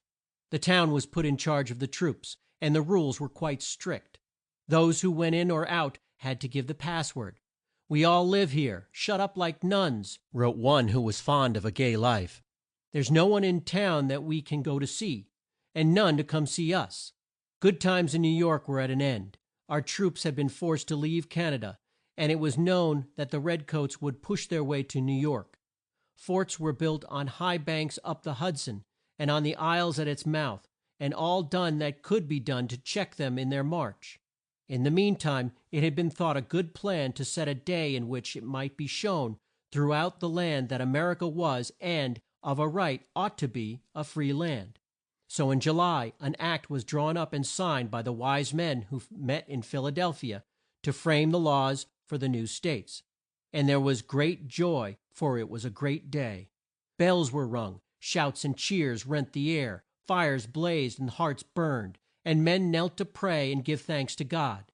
John Adams said the 4th of July ought to be kept up with great pomp throughout America, with shows, games, sports, guns, bells and bonfires till the end of time. The news did not reach New York till July 9th, and at 6 o'clock that night Washington read the act to his troops.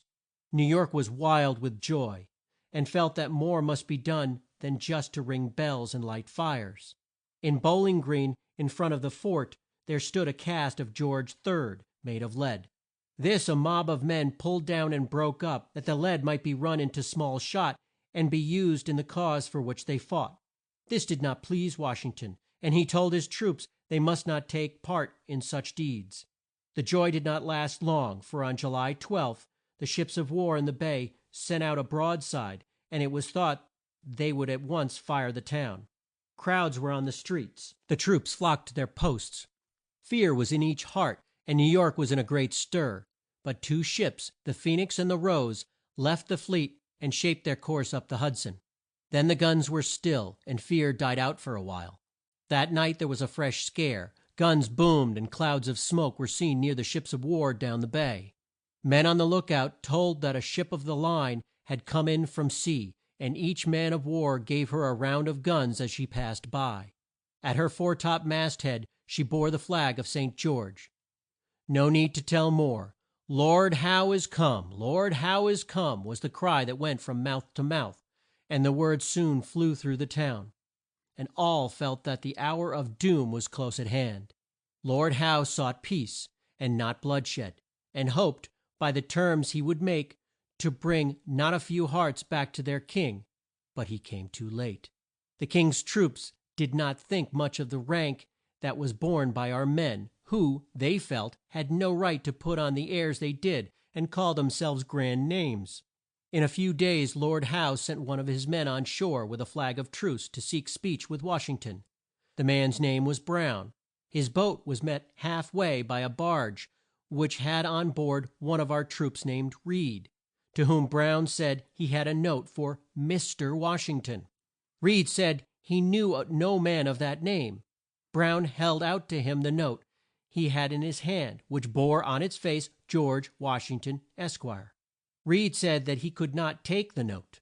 He knew what was due to his chief, so there was naught for Brown to do but to take to his oars. He had not gone far when he came back to ask what style shall be used to please Here he caught himself and said, "Mr. Washington." Reed told him that Washington's rank was well known, and Lord Howe could be at no loss as to the right style. In a day or two the aide de camp came with a flag from Lord Howe, and asked if Col. Patterson might have speech with Gen. Washington. Reed, who met the aide, was prompt to grant this, and pledged himself that no harm should come to him who came in the King's name. So the next day Patterson came, and when he stood face to face with Washington, bowed and said, "Your Excellency." Washington met him with such form and state. He was not a vain man, but was proud of the rank he held, and thought that no man, were he a king, had a right to look down on America, or show the least slight to her commander in chief. When he came to hear the terms on which Lord Howe sought to make peace, he found they were not such as he could take. So the war went on. End of chapter 9.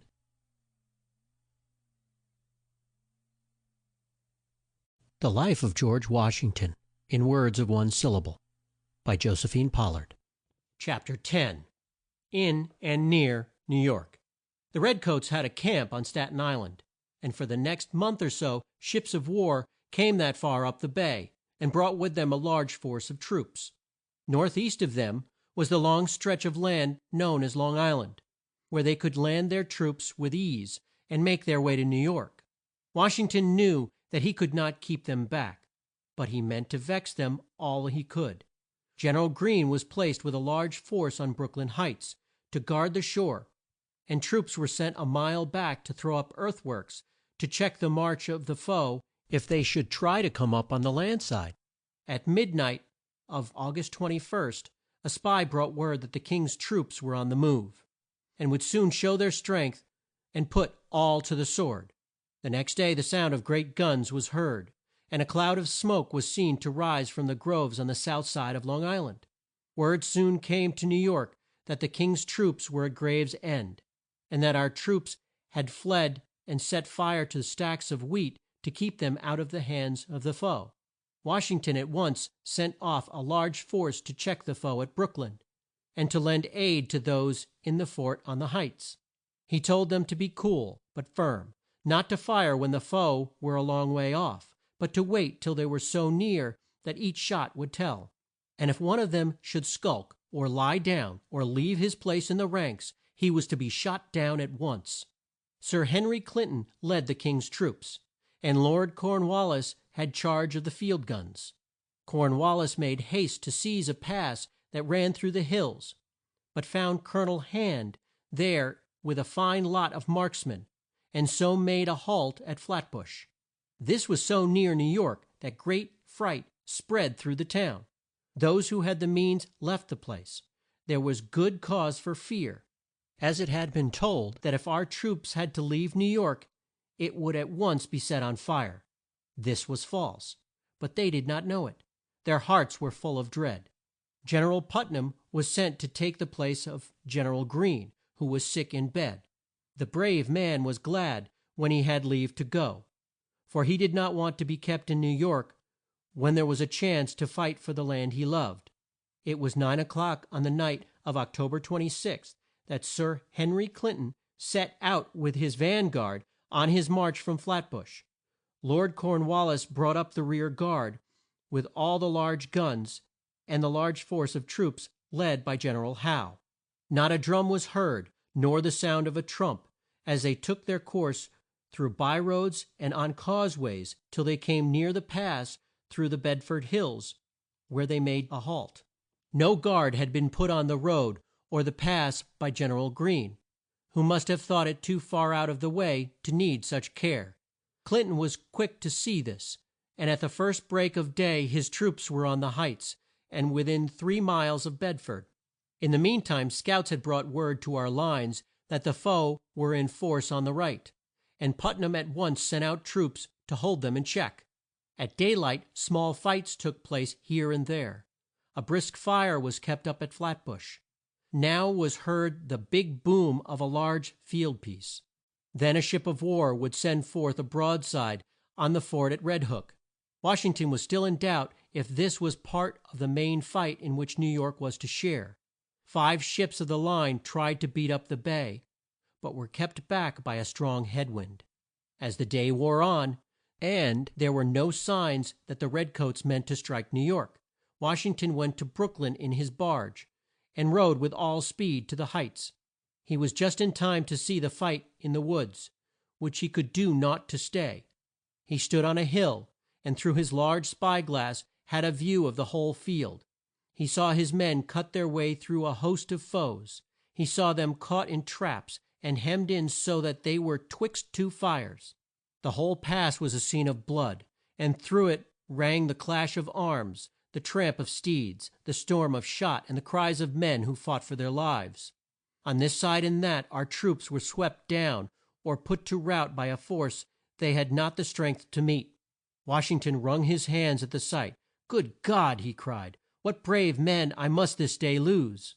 The redcoats went into camp that night in front of our lines, but out of reach of the guns of the fort. Our loss was 3,000, theirs less than 400. The next day New York Bay and the small isles were wrapped in a dense fog, from which New York was quite free. Here was a chance for the troops to leave the works on the Heights and make their way to New York. Fresh troops were sent down from Fort Washington and King's Bridge, and Washington felt that no time should be lost.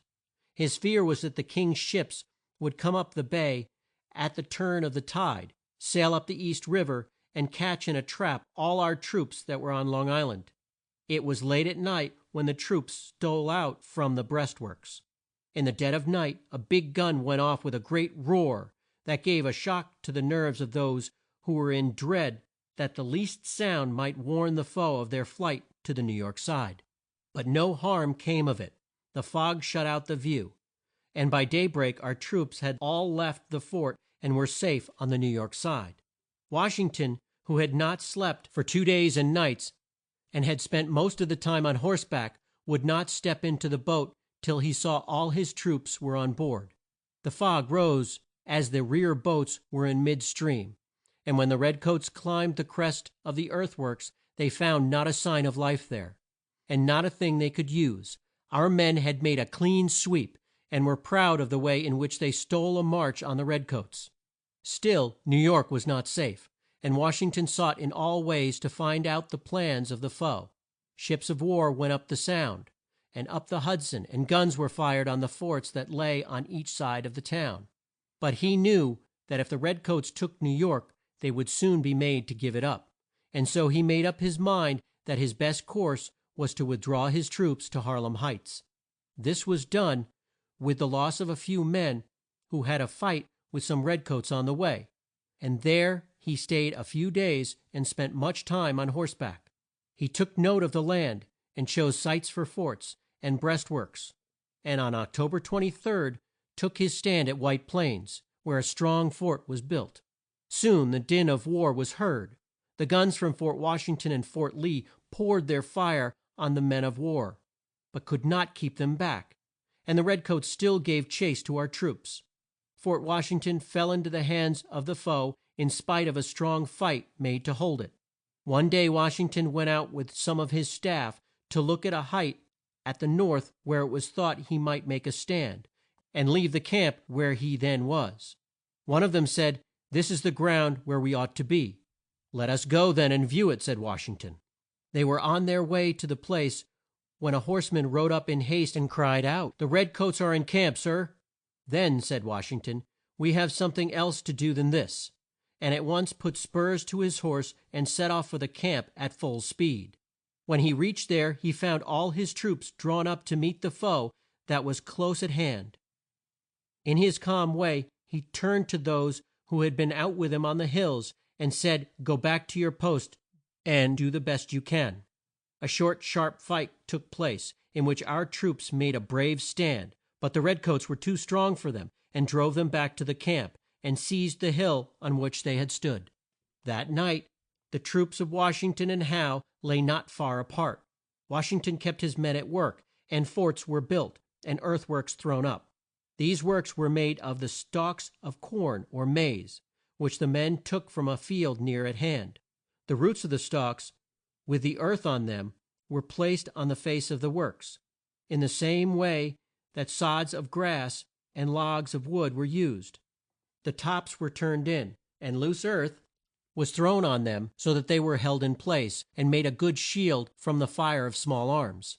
The next day, when Howe saw how much had been done by our troops to add to their strength, he made a change in his plans. His own men were in a sad plight, and not fit to cope with the well fed troops that kept them at bay. The nights were cold, the fall rains set in, and not a few of the redcoats were ill.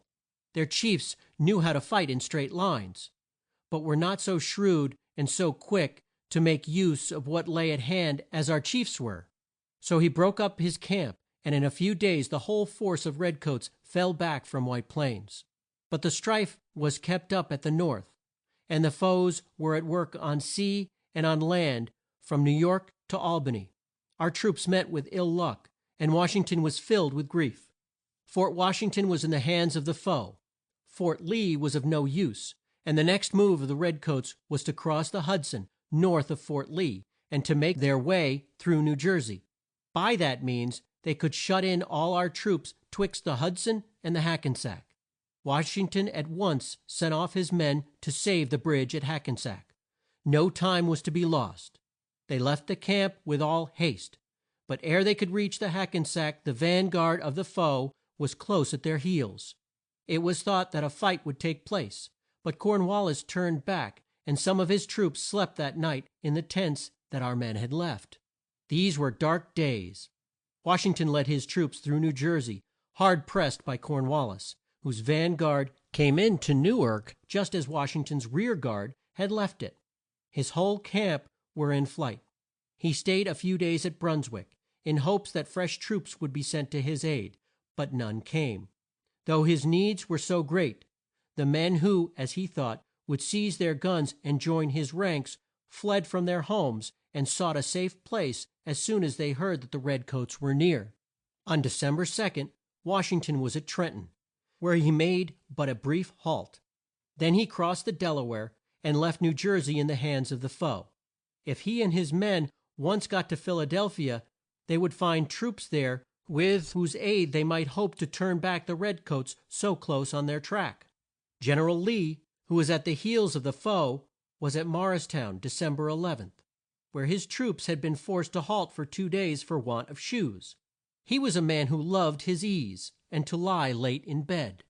One day, as he sat at a desk with pen in hand, one of his aides named Wilkinson, who was with him, looked down the lane that led from the house to the main road and saw a band of redcoats on horseback.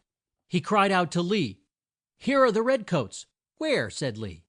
"Round the house." "Where is the guard?" said Lee with an oath. "Where is the guard? Why don't they fire?" The guards had not thought it worth while to keep watch, when his chief was so much at his ease, so they had stacked their arms and sat down on the south side of the house to sun themselves. As the horsemen came up they gave chase to the guards, who fled for their lives, and left Lee and his aide to do the best that they could. The redcoats drew near the house where Lee was, and swore that they would set fire to it if the general showed fight. So he was forced to yield, and was brought out in great haste, for they wished to make sure of their prize, and placed on Wilkinson's horse, which stood at the door. He was but half dressed, had no hat on his head, and wore low shoes, and a loose rough coat. In this style he had to ride to New Brunswick, where the King's troops at sight of him set off their big guns, for their joy was great. The loss of Lee was thought at the time to be a great blow to our cause, as it was hoped that he would do much to bring the war to an end, and to lead the troops out of their sore straits. In the meantime Washington was on his way to cross the Delaware. There was snow on the ground, and much of the troops could be traced by the blood spots from the feet of those whose shoes were worn out. The redcoats were in force at Trenton, in charge of a man named Rall, who had done brave work for King George at White Plains and Fort Washington. Washington's plan was to add to his force, and as soon as he could, cross the Delaware and strive to wrest Trenton from the hands of the foe. He and his force were to cross the stream 9 miles north of the town. General Ewing was to cross with his troops a mile south of the town, and General Putnam to leave at a point south of Burlington. It was a bold scheme, full of risk to all who took part in it. Yet there was naught to be done but to push on and hope for the best. End of chapter 10.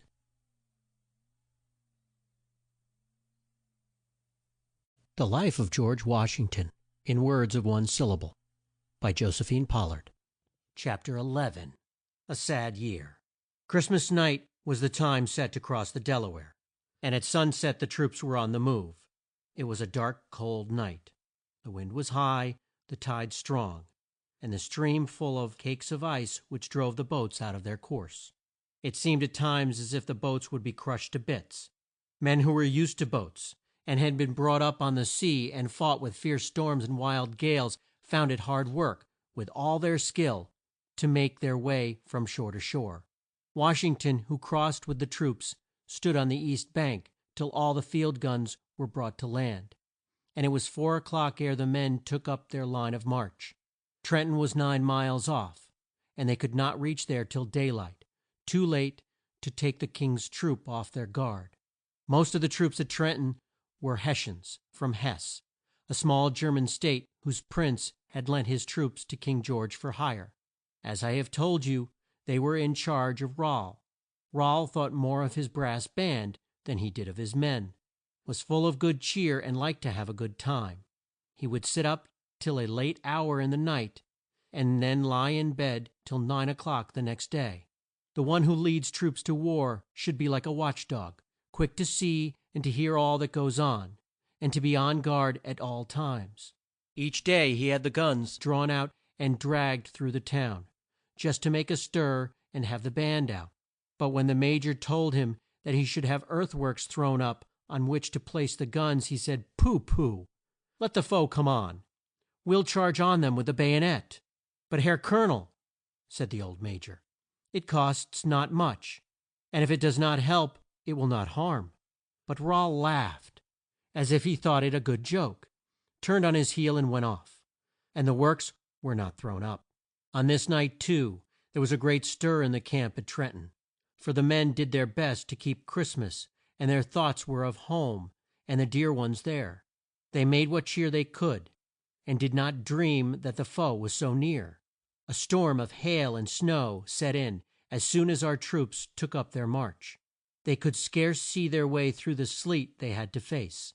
The night was so cold that 2 of the men froze to death. At dawn of day some of the men came to a halt at a cross road, where they did their best to dry their guns. But some were past use, and word was sent to Washington of the state of their arms. They were in doubt what to do. Washington, in a burst of rage, bade the men to go back to his chief at once and tell him to push on and charge if he could not fire. At 8 o'clock Washington drew near the town at the head of his troops. He went up to a man who had come out to chop wood by the roadside and asked him where the guard was who stood out. At 8 o'clock Washington drew near the town at the head of his troops. He went up to a man who had come out to chop wood by the roadside and asked him where the guard was who stood at the outpost of Rall's camp. The man said in a harsh voice, "I don't know." "You may tell him," said one of our men who stood near, "for that is General Washington." At once a great change came o'er the man to whom Washington spoke. He raised his hands and cried, "God bless you! God bless you!" and then showed where the guards could be found. Soon was heard the cry from Rall's men, "The foe! The foe! Turn out! Turn out!" Drums beat to arms. The whole place was in a stir. Washington came in on the north, Sullivan on the west, and Stark at the south end of the town. Rall scarce knew how to act. He rode to the front of his troops and got them out of the town. Then he seemed to feel that it was a shame to fly in that way, for he was a brave man. So he led his men back in a wild dash out of the woods and into the town to meet the foe. In the midst of the fight a shot struck him and he fell from his horse. The troops would heed no voice but that of their chief, and fled up the banks of a creek on the way to Princeton. Washington saw the stir and thought they had wheeled to form a new line. He was told that they had laid down their arms, and his joy was great. The day was ours. But for the wild flight of Rale's men it would have gone hard with our troops. Washington did not know it at the time, but he found out that Ewing and Putnam had tried to cross the stream, but were kept back by the ice, and he with his raw troops would, he was sure, have been put to rout had Rale and his men been on their guard. The poor Major, who had in vain urged Rale to throw up breastworks, had a bad wound of which he died in Trenton, and Rale himself, to whom the redcoats owed their ill luck, was laid to rest in a graveyard in that town. And where was General Howe all this time? In New York, where he thought to take his ease till the Delaware froze so that his troops could cross. He was much shocked at the news that the Hessians, who had been brought up to war, should have laid down their arms for a troop of raw men in rags. He sent Lord Cornwallis back to take Jersey, and, as he said, to bag the fox. By the 3rd of January, redcoats, with Cornwallis at their head, were near at hand. Washington was in a tight place, with a small creek twixt his few raw troops and the large force of the foe. Back of him lay the Delaware, which it was now not safe to cross. In this dark hour a gleam of hope came to his mind. He saw a way out of the trap, and that was by a quick night march to get at the rear of the King's troops, dash on the camp at Princeton, seize the stores that were left there, and push on to New Brunswick. A thaw had set in which made the roads deep with mire, but in the course of the night the wind veered to the north, and in 2 hours the roads were once more hard and frost bound. That the foe might not guess his plan, Washington bade some of his men to keep at work with their spades on their pits near the bridge, go the rounds, change guards at each bridge and ford, and keep up camp fires till daybreak, when they were to join those on the way to Princeton. In the dead of night Washington drew his troops out of camp, and the march took place.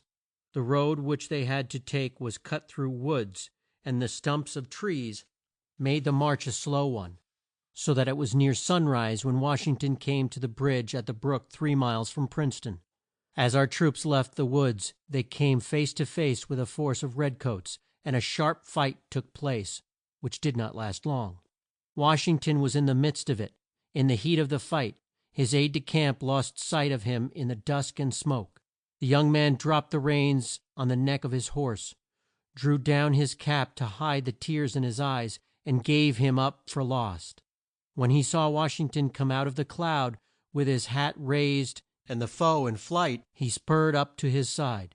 "Thank God you are safe!" cried he. "Away, and bring up the troops," said Washington. "The day is our own." At daybreak, when General Howe thought to bag his fox, he found the prize had slipped from his grasp, and soon learned that the King's troops had lost their hold on New Jersey. The fame of Washington and of the brave deeds of those who fought to be free went across the sea, and made friends for him and the cause. Not a few came to their aid. One of these brave souls was a Pole, whose name was Kosciuszko. The commander in chief said to him, "What do you seek here?" "To fight for the cause you have at heart." "What can you do?" "Try me." This style of speech and the air of the man pleased Washington so well that he at once made him an aide de camp. This was in 1777. He served the cause well, and went back to his own land in 1786 with the rank of brigadier general. In 1777 Lafayette came from France to join the troops led by Washington. He had wealth and high rank in his own land, and had lived but a score of years. He left his young wife and the gay court of France, and made his way to America to do what he could to aid the foes of King George. He came, he said, to learn and not to teach, and would serve without pay, and as one who came of his own free will. He soon won his way to the heart of Washington, and a strong bond of love grew up twixt the two which naught but death could break. In the mean time the whole of our land south of the Great Lakes was a scene of strife and bloodshed, and it was hard work for our troops to keep the redskins and redcoats at bay. I have not space to tell you of all the fights that took place, nor the ways in which Washington sought to vex the King's troops. On the 3rd of October of this year, 1777, we find him at Germantown, where the main force of the redcoats were in camp. His plan was to drive them out, but though his troops fought with much skill, and in the midst of a dense fog, they were forced back, and the day was lost. The ships of war in the Delaware led Washington to think that Lord Howe meant to turn his guns on Philadelphia, and his mind was filled with doubts and fears. In the same month word came to him that Burgoyne, who was at the head of the King's troops in the North, had been forced to yield to General Gates at Fishkill. This was such a blow to the King's cause that the troops at West Point and elsewhere on the Hudson, who were to have gone to the aid of Burgoyne, left the forts and made their way to New York. End of chapter 11. The Life of George Washington, in Words of One Syllable, by Josephine Pollard. Chapter 12. Foes in the Camp. It is much worse to have one foe in the camp than to have a host of foes outside, for who can tell what harm he may do who comes in the guise of a friend? In the year 1774, a young man named John André came with the King's troops, and fought in their ranks at St. John's and Crown Point. He had a brave heart and a fine mind, and did much to keep up the hearts of the men when in the camp. He was fond of the fair sex, and had praised in rhyme the charms of a Miss Shippen, who wed Benedict Arnold in the year 1780. Arnold had fought well on our side at the North, and won much praise. He had been a seaman in his youth, and was both strong and brave, but he grew proud and vain, and sought to rank as high as the Commander in Chief, with whom he found much fault. Washington had great faith in him, and did not dream he was false at heart. For some ill deeds while at Philadelphia, Arnold had been brought to court and tried, and his guilt proved, and this had made him wroth with Washington and the cause he had sworn to aid. He sought for a way to pay back the slight and raise himself to fame. With this end in view he wrote to Sir Henry Clinton, but did not use his own name, that he would like to join the cause of King George on the terms that he had set forth. He was in need of funds, for he was deep in debt, but Clinton did not see fit to make use of him. 2 or 3 more of his schemes failed, and at last he asked that he might have charge of the post at West Point.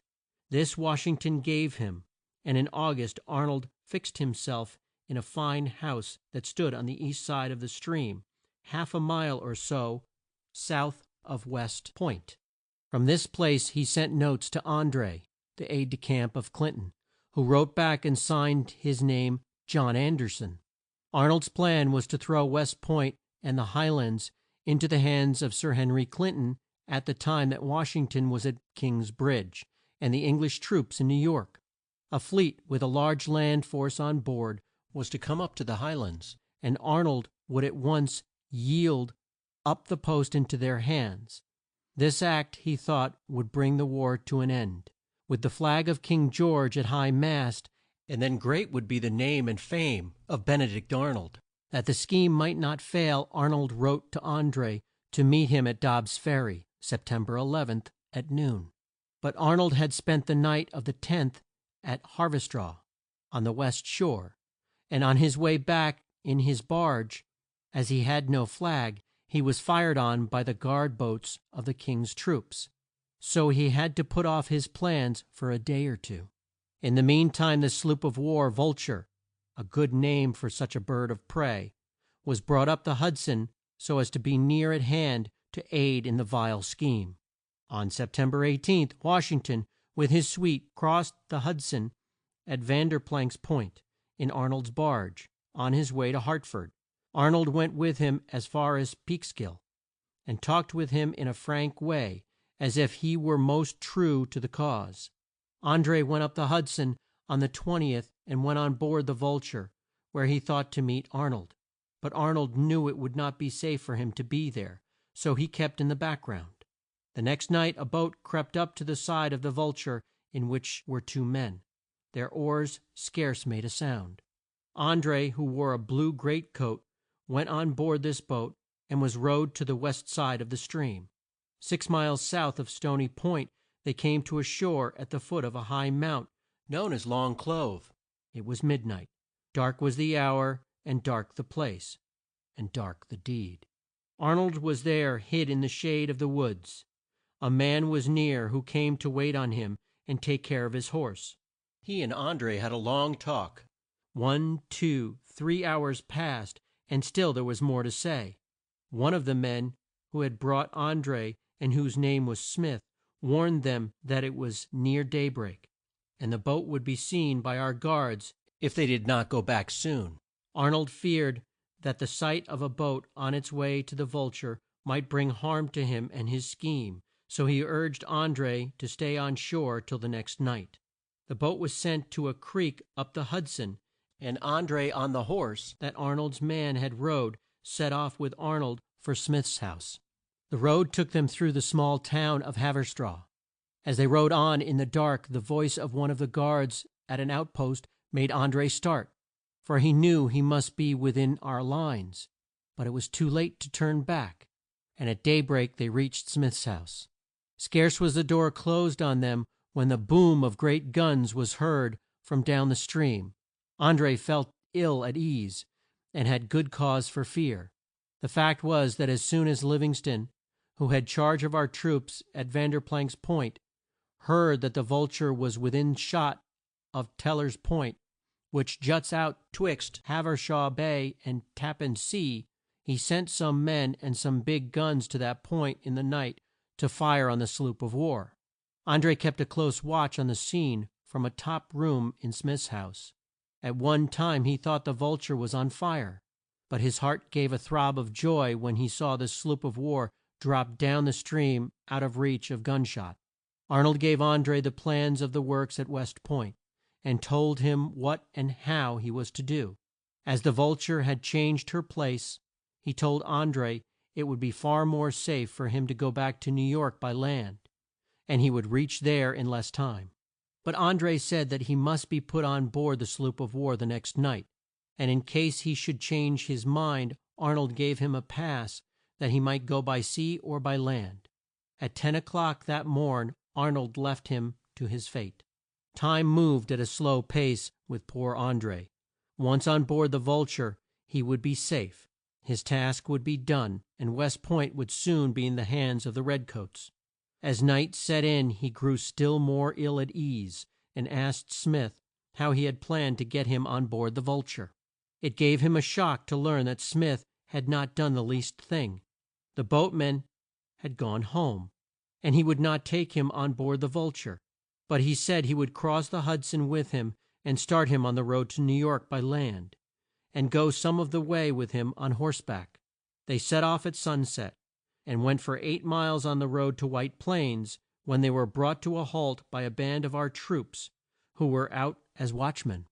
André showed his pass signed with Arnold's name, and so they took him for a friend and not a foe. He wore a coat of Smith's that made him look like a plain man. The two were warned that it was not safe for them to be on the road at night, as they might meet the cowboys from the King's troops, who but a short time since had swept through that part of the land. Smith was full of fears, and André had to yield to his wish to take a bed in a farmhouse near at hand. This they did, but André could not sleep. He knew that he was not safe. At daybreak he woke Smith and made him haste to leave the place.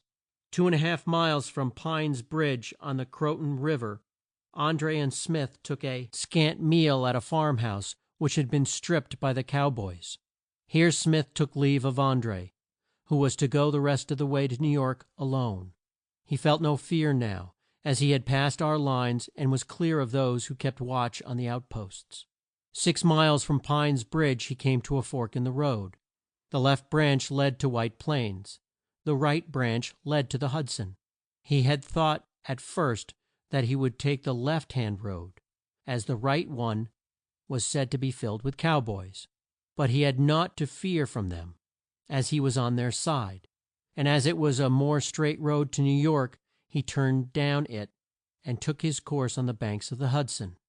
He had not gone far when he came to a place where a small stream crossed the road and ran down a dell that was thick with trees. A man stepped out with a gun and brought André to a stand. Two armed men came up to aid the first one, whose name was Paulding. Paulding's coat was in rags, and was of the kind that was worn by the King's troops. When André caught sight of it his heart leapt for joy, for he was sure he was safe, so sure that he did not guard his tongue. He asked the men if they were on his side, and they said they were. He then told who he was, and that he had been sent to a post up the Hudson and was in haste to get back. As he spoke he drew out a gold watch, such as few owned in those days, and none but men of wealth. Think what a shock it must have been to André when Paulding said they were not his friends but his foes, and he was in their hands.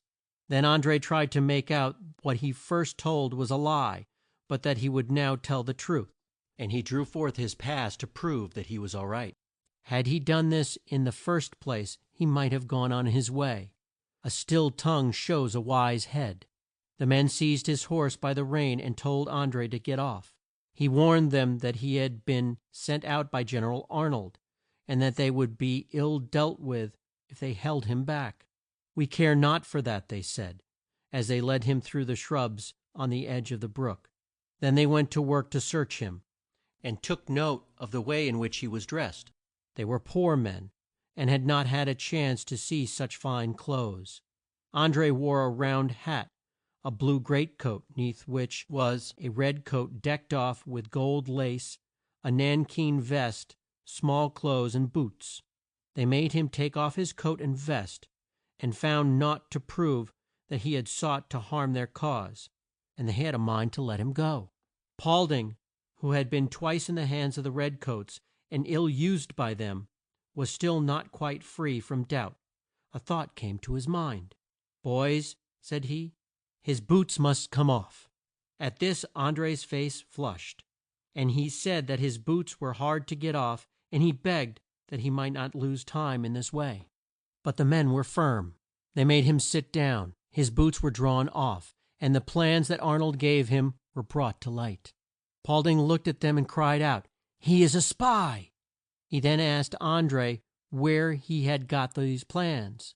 "From a man at Pine Bridge," he said, "a man whom I did not know." As he put on his clothes, André begged the men to let him go. He would pay them a large sum and stay with two of the men while one went to New York to get it. Here Paulding broke in, "Keep your gold. We want none of it. Were it 10 times as much, you should not stir one step." André had to yield to his fate, and was led by the men to our post, which was 10 or 12 miles off. André rode on horseback with one man in front and one at each side. At noon they came to a farm house, and those who dwelt there sat at the mid day meal. The housewife, whose heart was touched by a sight of André's youth and look of grief, asked him to draw near and take some of the food. Then as she caught sight of his gold laced coat, the good dame said that she knew it was poor fare for such as he, but it was the best she had. Poor André shook his head and said, "Oh, it is all good, but indeed I cannot eat."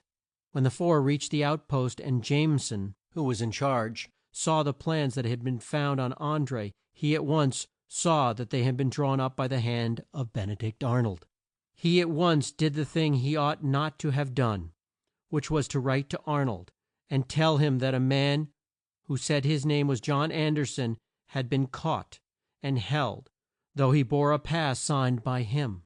The plans found on him had been sent to the commander in chief, and André, with a strong guard, was sent with a note to Arnold.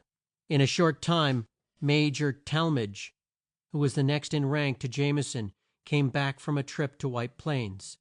He had a clear head, and as soon as he heard the case he at once urged Jameson to send a man in haste to bring André back. This was done, but Jameson had not thought to have a note to Arnold brought back, so it sped on to let the knave know that his plot had failed. As soon as Arnold read the note he sprang on the horse of the man who brought it, and rode with all speed to the dock where his 6-oared barge lay moored. He threw himself into it and bade his men pull out in mid stream and row as fast as they could to Teller's Point, as he must be back in time to meet Washington, who was then on his way to West Point. The guards knew his barge, so they did not fire on it, and a bit of white cloth waved in the air served as a flag of truce. He soon was on board the Vulture, where he gave himself up, and the coxswain and 6 bargemen with him. This was a mean act, and showed just what kind of man Arnold was, but as soon as the men made it known that they had been led to think that all was all right, and that a flag of truce gave them a safe pass, they were at once set free. Arnold gave the redcoats much aid, and they were glad to make use of him, but they did not care to make friends with so base a man. At the close of the war he went to England, and made his home there. He was shunned by all, and died in the year 1801 at the age of 80. As Washington drew near the fort at West Point, he thought it strange that no guns were fired. "Is not General Arnold here?" he asked one of the men who came down to the shore to meet him. "No, sir. He has not been here for 2 days past, nor have I heard from him in that time." This was strange, but soon the note from Jameson was placed in his hands. When he had read of the deep laid scheme, he said with a deep sigh, "Whom can we trust now?" Word was at once sent out to the guards to check Arnold's flight, but it was too late. He had slipped from their grasp. Let us now see how André bore his hard fate. He had the best of care, and made hosts of friends, who grieved that one so young, so well bred, and of such high rank should have done a crime for which he must be hung. It was a great grief to Washington, who would have felt no pang had Arnold been in André's place. But death to the spy was one of the rules of war, and on October 2nd was the day set for André to be hung. He had asked that since it was his lot to die, he might choose the mode of death, and he begged that he might be shot. This Washington could not grant, though in his heart he longed to do so, but thought it best that André should not know. On the morn of the 2nd, André dressed himself with great care, in the full suit worn by those who bore his rank in the King's troops. He was calm, while all those near him were in tears. He walked with a firm step to the place where he was to end his life, arm in arm with 2 of our troops. When he caught sight of the rope he gave a start, and asked if he was not to be shot. When told that no change could be made, he said, "How hard is my fate, but it will be but a brief pang." Then he stepped into the cart, took off his hat and stock, loosed his shirt at the throat, put the noose round his neck, and bound his own eyes. When told that there was a chance for him to speak if he chose, he said, "I pray you to note that I meet my fate like a brave man." Then the cart was moved off, and he was left in mid air, and death took place in a short time. André was laid in a grave near the place where he was hung, but in 1821 was borne to the land of his birth, and placed near the tombs of kings and queens. He that breaks laws must pay the price. If you want to make friends, and to have them love and trust you, be true. Let no one coax you to sin. The eye of God is on you, and he sees all your deeds. You may hide your crime for a while, but you may be sure your sin will find you out. Be not an Arnold, nor an André. End of chapter 12. The Life of George Washington, in words of one syllable, by Josephine Pollard. Chapter 13. The Hardships of War.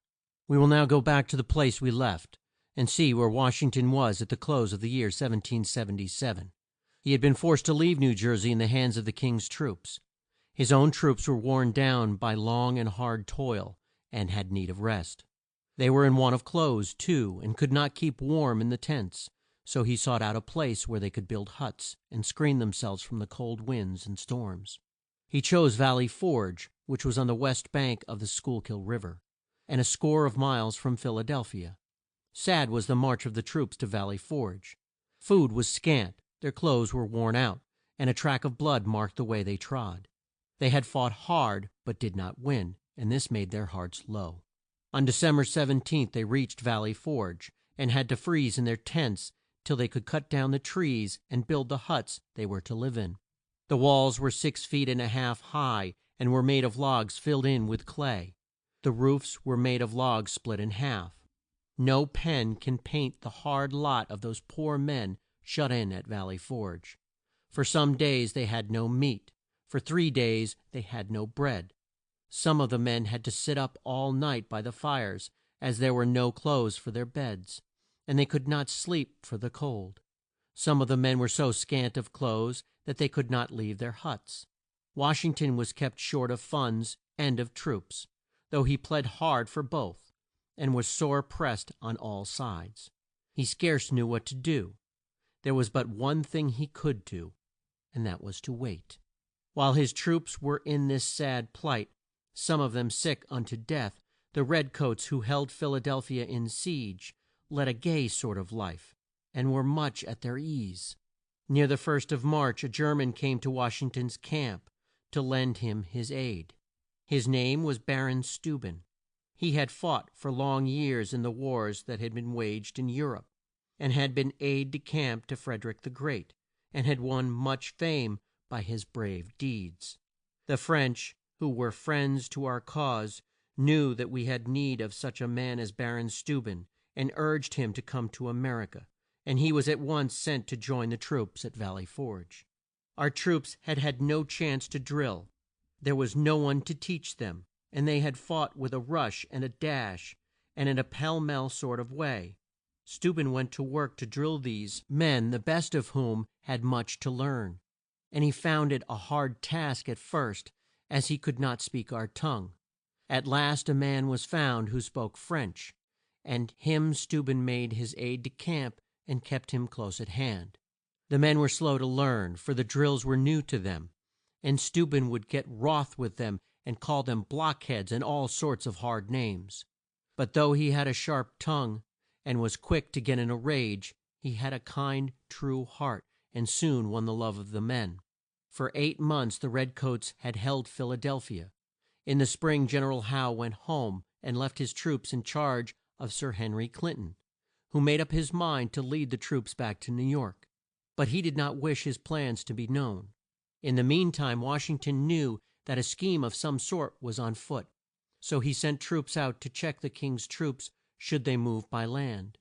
The redcoats left Philadelphia on June 18th, and as there was but one road for them to take, their train stretched out for 12 miles.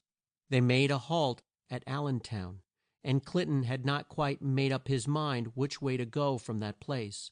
He at first thought he would go as far as the Raritan River, and then ship his troops to New York. But when he found that our troops were not far off, he turned to the right and took the road to Monmouth. His march was a slow one. The heat was great. The rains made the roads bad, and they had to stop to bridge the streams, and to build causeways so that they could cross the swamps. Washington in the meantime had gone on to Kingston, but as soon as he learned Clinton's course, he moved his troops so as to get in the rear of the redcoats. On the night of June 27th, the foe went in camp on the high ground near Monmouth Court House. The vanguard of our troops was 5 miles off and in charge of General Lee. At daybreak the vanguard of the redcoats set forth down the hill, while Clinton with his choice troops stayed in camp on the heights of Freehold, to give the long train of carts and pack mules a chance to get well on the way. At 8 o'clock all were in line of march to Middletown. As soon as Lee heard that the foe were on the move, he set out to meet them, and was joined by the troops in charge of Lafayette. As Lee stood on one of the hills he caught sight of a band of redcoats hid somewhat by the woods, which he thought was part of the main force. So he sent some of his troops to draw their fire and check them in the rear, while he with the rest of his force would take a short cut through the woods, get in front of the corps, and cut it off from the main force. Washington was on his way with his main force, when the boom of big guns rang out on the air. The sound caused him to change his pace to a quick step, And when he drew near Freehold Church, where the road forked, he sent Greene with part of his force to the right, while he with the rest of the troops took the left hand road. Washington stood on the ground with his arm thrown up on the neck of his horse, when a man rode up and said the bluecoats were in flight. Washington was vexed, for he was quite sure it was not true. Then came one with fife in hand, quite out of breath, and in great fright. He was seized at once, so that he would not scare the troops then on their way, and told that he would be flogged if he dared to spread the tale he had brought. Washington sprang on his horse and sent men out to learn the truth, while he spurred past the Freehold Church. The news seemed too strange to be true. He had heard but a few guns, and did not think there had been much of a fight. Was Lee to blame for this wrong move? He feared so. As he reached the high ground he saw Lee and his men in full flight, and by this time he was in a fine rage. "What do you mean by this?" he asked in a fierce, stern tone as Lee rode up to him. At sight of Washington's face, Lee was struck dumb for a while, but when he could speak he tried to tell why he thought it best to fall back. There was not much time for a talk, as the foe was not far off. The sight of their commander in chief put a stop to the flight, and plans were at once made to turn the luck. The place where they were was good for a stand, as it was on high ground which the foe could not reach but by a causeway. Lee knew that Washington had lost faith in him, so he held back, and would give no aid to his chief. Washington rode back to Lee in a calm mood, and said to him, "Will you keep command on this height or not? If you will, I will go back to the main force and have it formed on the next height." Lee said it was all the same to him where he was placed, that he would do just as Washington said, and not be the first to leave the ground. Soon guns were heard on both sides. Lee and his men, who were in the foreground, made a brave stand, but were at length forced to fall back. Lee brought off his troops in good style, but the causeway that crossed the swamps in front of our troops in charge of Lord Sterling was the last to leave the ground. When he had formed his men in line back of the swamp, he rode up to Washington and said, "Here, sir, are my troops. What do you wish me to do with them?" Washington saw that the men were worn out with long tramps, hard fights, and the great heat, so he told Lee to take them to the rear, and call in all those he might meet with who had fled from his ranks. The foe sought to turn both our flanks, but were checked by a sharp fire, and at length they gave way and fell back to the ground where Lee had been that morn. Here the woods and the swamps were on their flanks, and their front could not be reached but by the causeway. Great as was the risk, Washington made up his mind to charge on the foe, and this was his plan. General Poor was to move round on their right, General Woodford on the left, while the big guns shall gall them in front. But night set in ere they could act on this plan. Some of the troops had sunk on the ground, and all were in need of rest. Washington told them to lie on their arms just where they had chanced to be when it grew dark, as he meant to go on with the fight at dawn of the next day. He lay on his cloak at the foot of a tree, and Lafayette lay near him. At daybreak the beat of drums roused them from their sleep, but the foe had fled, and had been so long on the way that Washington could not hope to check them. Our loss in the fight at Monmouth was 69, while 250 of the King's troops were left dead on the field. Some of the troops on both sides had died in the swamp, and some were found on the edge of a stream that ran through it, where, worn out with their toils, and weak from heat and thirst, they had crawled to drink and die. Lee's pride had been so hurt that he wrote to Washington in a way that he should not have done to his commander in chief, and he was brought to court by the Board of War, and tried for his wrong deeds. His guilt was proved, and he was told that he could not serve for the next 12 months. He went to his home in Virginia, where he led a queer kind of life. His house was a mere shell, and had but one room, but lines were chalked on the floor, and each space was used as if it was a room by itself. Here was his bed, there were his books, and in this space he kept all his horse gear, and in that one he cooked and ate his meals. With pen and with tongue he strove to harm Washington, whom his shafts failed to hurt, and who spoke not an ill word of Lee. He liked him as a friend, but did not think he was fit to lead troops to war. Lee died in the course of 4 years, and on his death bed he thought he was on the field of war, and his last words were a call to his men to stand by him. For a year or two more the strife was kept up on the coast from Maine to Florida, and both redcoats and redskins took part in scenes that chill the blood to read of. Houses were burnt and land laid waste. Forts were stormed and seized from our troops whose force was too small to hold them. Now and then there was a gain for our side, but in spite of his ill luck Washington held on with a brave heart, and would die at his post, but would not yield. In the first part of the year 1780 we find Washington in camp at Morristown, with a lot of half fed and half clad troops. No such cold had been known in this zone. The Bay of New York froze so hard that the ships of war that lay in it were ice bound. Food was scant, and there was a lack of firewood. Washington saw what a chance there was for a bold stroke, but he had no funds with which to fit out his troops or to move them to the coast. The cost of war was great and the gold was scarce. He could not strike a big blow for New York to wrest it from the hands of the foe, as he might have done at this time had his troops been well fed and well clad, but he would do what he could in a small way. A bridge of ice had formed twixt New Jersey and Staten Island, so Washington sent Lord Stirling with 2,500 men to start up and seize a force of 1,200 redcoats. His lordship crossed in the night, but was seen and had to fall back to Elizabethtown. Some of his men fell into the hands of the King's troops, and some into the hands of Jack Frost. This raid gave a start to the foe, and they set out to tease and vex our outposts, which they thought could be done at small risk, as there was snow on the ground and the troops could be borne on sleighs. Not far from White Plains, and a score of miles from the outpost of the redcoats, 300 of our men had a post in a stone house known as Young's house, and that was the name of the man who owned it. It faced a road which ran north and south down through a rich plain, and so on to New York. Our men kept a close watch on this road, to stop the redcoats who might seek to pass with food or livestock. The redcoats made up their mind to break up this nest of bluebirds, and the night of February 2nd was set for the task. The King's troops set out from King's Bridge, some in sleighs and some on horseback. The snow was deep, and it was hard for the sleighs to break their way through. The troops at length left them and marched on foot. They could not bring their field guns with them. Now and then they would come to a place where the snow was more than 2 feet deep, and they had to take byways and cross roads so as not to get near our outguards. The sun rose while they were yet 6 miles or more from Young's house.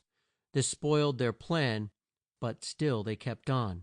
Ere they could reach the house the news flew like wildfire that the redcoats were near, and men left their farms and homes to aid those in Young's house. But though they fought well, they had not strength to hold the fort. Not a few were killed. The house was sacked and set on fire, and the redcoats made haste to get back to their lines with those of our men whom they had seized, and who were sent to New York and put in the vile jails there. In the year 1780 France sent ships of war and troops to aid our cause, and to drive the redcoats from New York. The French troops were in charge of Count de Rochambeau, who was told to do just as Washington said, for he was commander in chief. Washington's heart gave a throb of joy at this proof of good will, and his grief was that he had not more troops of his own to join with these that he might push for New York at once. He must wait till the rest of the French troops, then on their way, came to port. In the meantime his thoughts were turned to the south, where the redcoats, led by Cornwallis, waged a fierce war. Our troops there were in charge of General Greene, who was full of cheer and did his best to keep the foe at bay, but with poor luck, as his force was small. But Washington had faith in him, yet such a large force of the King's troops had been sent by sea to aid Cornwallis that Washington feared that Greene would not be safe. So he wrote to Lafayette, who was on his way to meet the French fleet that had been sent to the Chesapeake Bay, to push on and join the troops at the South. At this time Washington was at a place near West Point, and his whole force on the Hudson in May 1781 was not more than 7,000, half of whom were not fit to take the field. Here word came to him of feuds at the North, and that the foe were in force on the north side of Croton River. Colonel de Lancey, who led this raid, held the place that André had filled, and bore the same rank, and de Lancey's horsemen were the dread of all those who dwelt in that part of the land. Our troops had an outpost not far from Pine's Bridge, in charge of Colonel Greene of Rhode Island, who had served all through the war. De Lancey set out at night at the head of 100 men on horseback and 200 on foot. They crossed the Croton at daybreak, just as the night guard had been called off, and bore down on the outpost. They first went to the farmhouse where Colonel Greene and Major Flagg slept, and put a strong guard round it. Major Flagg sprang from his bed, threw up a sash, and fired at the foe, but was shot through the head and then hacked with sword cuts and thrusts. Then they burst through the door of Greene's room. He was a man of great strength, and for some time kept the foes at bay with his sword, but at last he fell, for what could one man do in such a fight? By the time the troops sent out by Washington reached the post, de Lancey's men had flown. They tried to take Greene with them, but he died on the way, and they left him at the edge of the woods.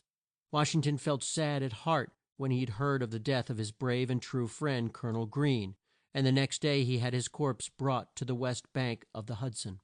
Guns were fired to tell that one who had fought well had gone to his rest, and strong men shed tears as he was laid in his grave, for his loss was a source of great grief to all. End of chapter 13.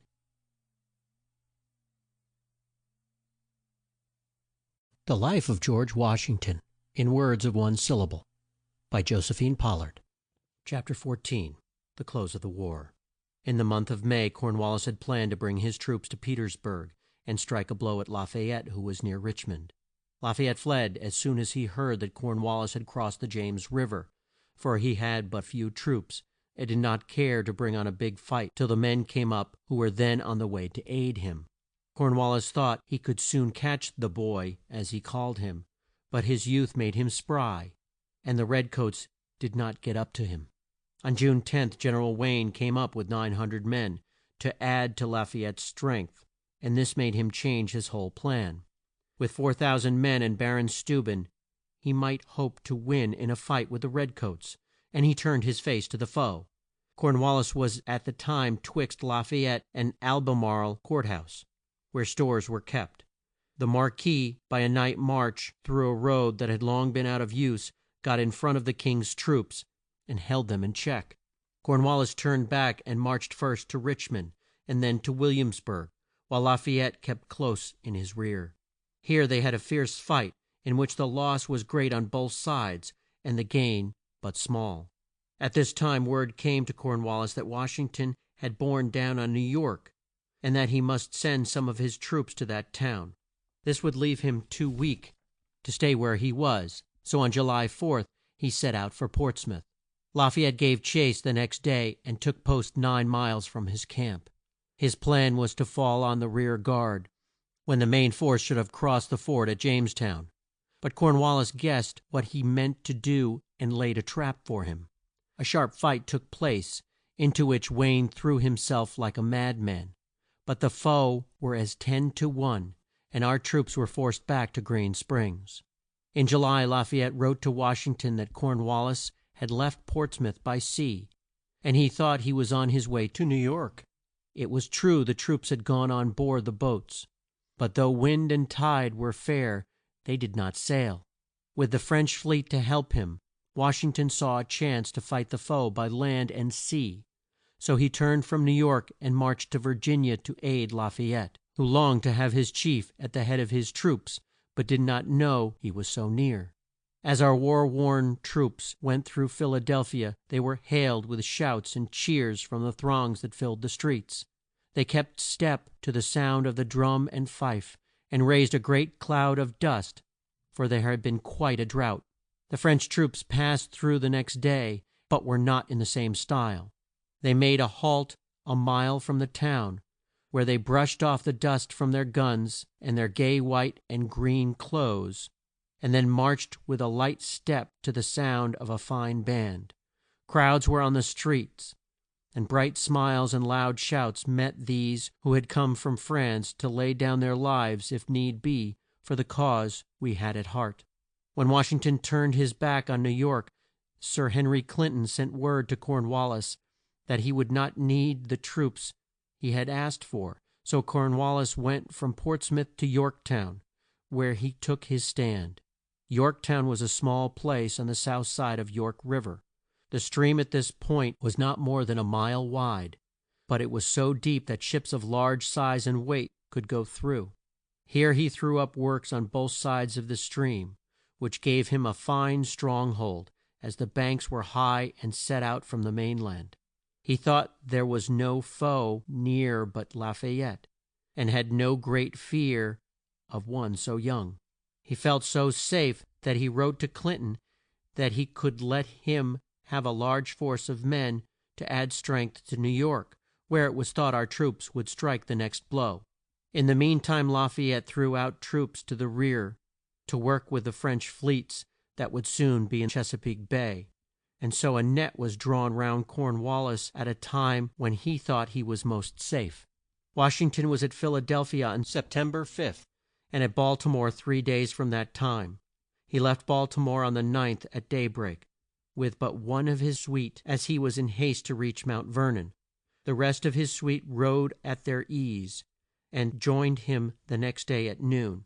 It was 6 years since Washington had seen his old home, and how full of toil and care those years had been. In 3 days he had to leave the dear old place, and with his guests push on to join Lafayette, who was at Williamsburg. By September 25th the French and our troops were in camp near that town, and at once set to work to get things in train for the next fight. Cornwallis had built forts on the north and south banks of the stream, and had done all he could to add strength to Yorktown. Ships of war were in front, and boats had been sunk at the mouth of the stream. Field works were at the rear with big guns on top, and there were long rows of trees that had been cut down and left so that their limbs stuck out and made a fence it would not be safe to climb. At the right and left of Yorktown were deep dells and creeks, and it was not strange that Cornwallis felt that he was in a sure stronghold. Our troops were 12 miles off when they took up their march on September 28th, and that night they went in camp 2 miles from Yorktown. Washington and his staff slept on the ground, his head on the foot of a tree. The next morn our troops drew out on each side of Beaver Dam Creek, the Americans on the east side and the French on the west. The Count de Grasse with the main fleet stayed in Lynnhaven Bay, so as to keep off the ships that might come from sea to aid the redcoats. On the night of the 1st of October our troops threw up 2 earthworks, on which the redcoats turned their guns at daylight and killed 3 of the men.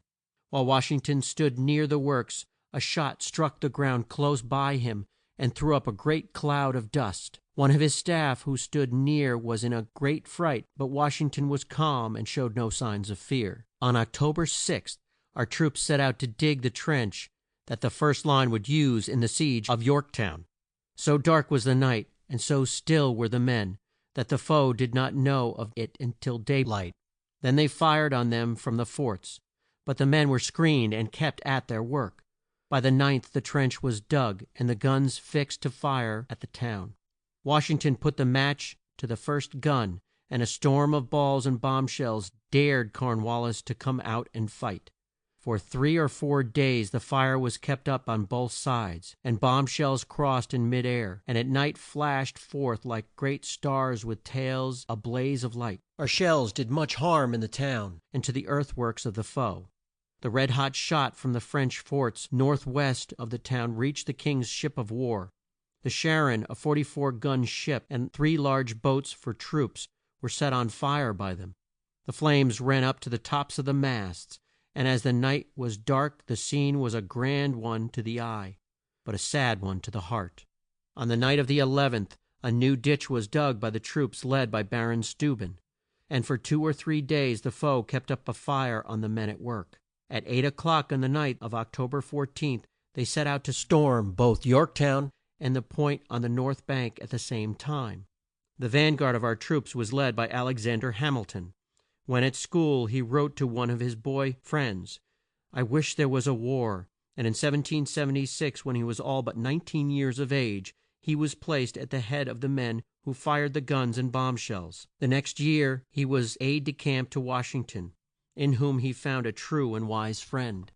With great joy and pride Hamilton led the van in a headlong dash past the trees, which they pushed or pulled down with their own hands, where they could not climb them, and was the first to mount the wall. One of his men knelt so that Hamilton could use him for steps, and the rest of the men got up the best way they could. Not a gun was fired, and the fort fell into the hands of our troops with a small loss on both sides. The French stormed the fort at the point in as brave a way, but with less speed, and lost more men. Washington stood on the ground in the grand fort, where he could see all that took place. An aide de camp near him spoke up and said that he ran a great risk from a chance shot through one of the port holes. "If you think so," said Washington, "you can step back." Soon a ball struck the gun in a port hole, rolled on, and fell at his feet. General Knox seized him by the arm. "My dear General," said he, "we can't spare you yet." "It is a spent ball," said Washington in a calm voice. "No harm is done." When each charge was made and both forts were in our hands, he drew a long breath, turned to Knox and said, "The work is done, and well done." Then he said to his black man, "Bring me my horse," and rode off to see where next his lines should move, and how the trap could be closed on Cornwallis. Cornwallis found that he could not hold his forts. No troops had come to his aid, and he would soon have to yield to the foe. This was too much for his pride, so he made up his mind to leave those who were sick or had wounds, and fly from Yorktown. His scheme was to cross the stream at night, fall on the French camp ere daybreak, push on with all speed, and force his way to the north and join Sir Henry Clinton in New York. A large part of his troops had crossed the stream on the night of October 16th, and the rest were on their way when a fierce storm of wind and rain drove the boats down the stream. They could not be brought back till daylight, and it was then too late for them to move on or turn back. The hopes of Lord Cornwallis were at an end, and on the 17th he sent a flag of truce and a note to Washington, and asked that his guns might cease their fire for one day so that terms of peace could be drawn up. Washington feared that in the meantime troops from New York would reach Cornwallis, so he sent word back that his guns would cease their fire for but 2 hours. Washington did not like the terms drawn up by Cornwallis, so he made a rough draft of such terms as he would grant. These were sent to Cornwallis on the 19th, and he was forced to sign them, and in 2 hours his troops were to march out of the forts. At noon our troops were drawn up in 2 lines more than a mile in length, the Americans on the right side of the road, the French on the left. At 2 o'clock the redcoats passed out with slow steps, and were led to a field where they were to ground their arms. Some of them, in their rage, threw down their guns with such force as to well nigh break them. On the day that Cornwallis had been forced to lay down his arms at Yorktown, the large force that was to aid him set sail from New York. They did not reach Chesapeake Bay till October 29th, and when they found they were too late they turned their prows and went back to New York. The downfall of Cornwallis was felt to be a death blow to the war, and a great joy was felt throughout the land. Votes of thanks were sent to Washington, to de Rochambeau, and to de Grasse, and Washington gave high praise to all the troops for the way in which they had fought at the siege of Yorktown.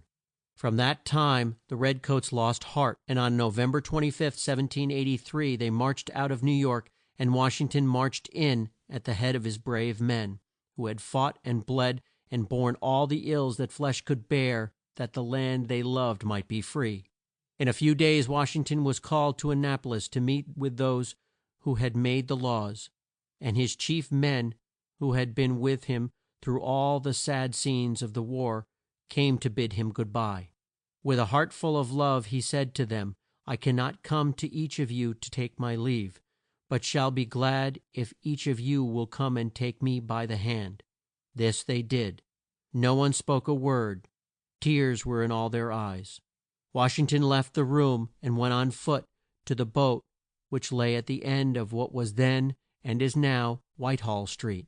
His friends kept close in the rear. When Washington was in his barge he turned, took off his hat, and waved good bye, and those on shore did the same, and watched the barge till it passed out of their sight. End of chapter 14. The Life of George Washington, in words of one syllable, by Josephine Pollard. Chapter 15. First in Peace. At the close of the war, and of the year 1783, Washington went back to Mount Vernon. He reached his home to his great joy on the eve of Christmas Day, and he was in a good state of mind to keep the feast. "The scene is at last closed," he wrote, "and I am eased of a load of care. I hope to spend the rest of my days in peace." Mount Vernon was locked in ice and snow for some time. Washington wrote that he was so used to camp life that he could not help feel when he woke each day that he must hear the drums beat, and must go out to plan or to lead his troops. He was now at his ease, and longed for the spring so that his friends could come to him. "My way of life is plain," he said. "I do not mean to be put out of it, but a glass of wine and a bit of meat can be had at all times." He would not give notes of his life to those who wished to write it up at this time, lest it should look vain. "I will leave it to those who are to come to think and say what they please of me," he wrote. "I will not by an act of mine seem to boast of what I have done." As spring came on, friends flocked to Mount Vernon, and Washington met them in a frank way. His wife, too, was full of good sense and good cheer. She loved to knit, and had been used all through the war to knit socks for the poor men who were in the ranks. But as Washington took his rides through his place, he felt the changes there since he had left. Old friends were gone, and the scenes of his youth were no more. Lafayette spent a few days with him, and the love he felt for the brave young man was as strong as at first. He wrote a sad note to him when he was gone which showed what a warm place the young Frenchman had in his heart. He said, "As you left me, I asked if this were the last night I should have of you, and though I wished to say no, my fears said yes. I called to mind the days of my youth, and found they had long since fled to come back no more. I must now go down the hill I have climbed all these years. I am blessed with strength, but I some of a short lived race, and may soon go to the tomb." All these thoughts gave a gloom to the hour in which I parted with you. Washington made a trip through some of the states of the West, and saw there was a chance for great trade there. He wrote much of what he had seen, but his chief joy was in his home and land, where he planted trees and loved to watch them grow. He writes down each month of what he sets out. Now it is a choice slip of grape vine from France, or it may be a tree that stays green all the year round. Some of the bushes he set out still stand strong in their growth on the place. He notes the trees best for shade, and which will not hurt the grass. He writes of rides to the mill swamp in quest of young elms, ash trees, and white thorn, and of the walks he lays out, and the trees and shrubs he plants by them. A plan of the way in which he laid out his grounds is still kept at Mount Vernon, and the places are marked on it for the trees and shrubs. He owned 5 farms, and he kept maps of each. He read much of soils, the way to raise good crops, and the best style of plows and farm tools to use. He rode the first half of the day to see that all went well. When he had dined, he would write till dark if he had no guests. If friends came, he did all he could to make them feel at ease and at home. He was kind and loved by all. He would not talk much of the war nor of what he had done in it. He took great care not to talk of his own acts, so that if there had been a guest who did not know the facts, he would not have found out by a word from Washington that he was one who had won a great name in the eyes of the world. Though grave in his looks and ways, he loved to see youth glad and gay. He was fond of the dance, and it was long the boast of more than one fair dame that she had danced with the chief. There had been balls in camp in the dark days of the war. Washington, as we have seen, had been fond of the hunt in his youth, and Lafayette sent him some hounds from France, so he took up his old sport. But the French hounds did not do well, and he found they could not be trusted. Ere the war had been long past, it was found that there was need of new laws by which the states should be ruled. The chief men of the land were called to Philadelphia to form them, and Washington went from Mount Vernon to take part in the work. It was then that the code of laws was drawn up which bears the name of Constitution of the United States. These laws said that the states should be ruled by a president. The choice for this post fell on Washington, and in the spring of 1788 he bade good bye to Mount Vernon and made his way to New York, where he was to take the oath that he would serve the land and be true to her in peace and in war. As he passed through the towns, crowds came out to cheer him, flags were raised, guns roared, and at night there was a great show of fireworks. When he came to Trenton, the place where in the past he had crossed the stream in the storm, through clouds of snow and drifts of ice, he found a scene of peace and love. Crowds were on the bank, the stream gleamed in the sun, the sky was blue, and all hailed him with joy. On the bridge that crossed the Delaware an arch was raised and twined with wreath of green and gay blooms. As Washington passed 'neath it, a band of young girls, dressed in white and with wreaths on their heads, threw bright blooms at his feet, and sang an ode that spoke the love and praise that were in all hearts. At Elizabethtown Point he was met by men who had been sent from New York, and led to a barge which had been made for his use. It was filled with seamen of high rank, who made a fine show in their white suits. Boats of all sorts, gay with flags and some with bands on board, fell in the wake of Washington's barge, and as they swept up the bay of New York the sight was a grand one.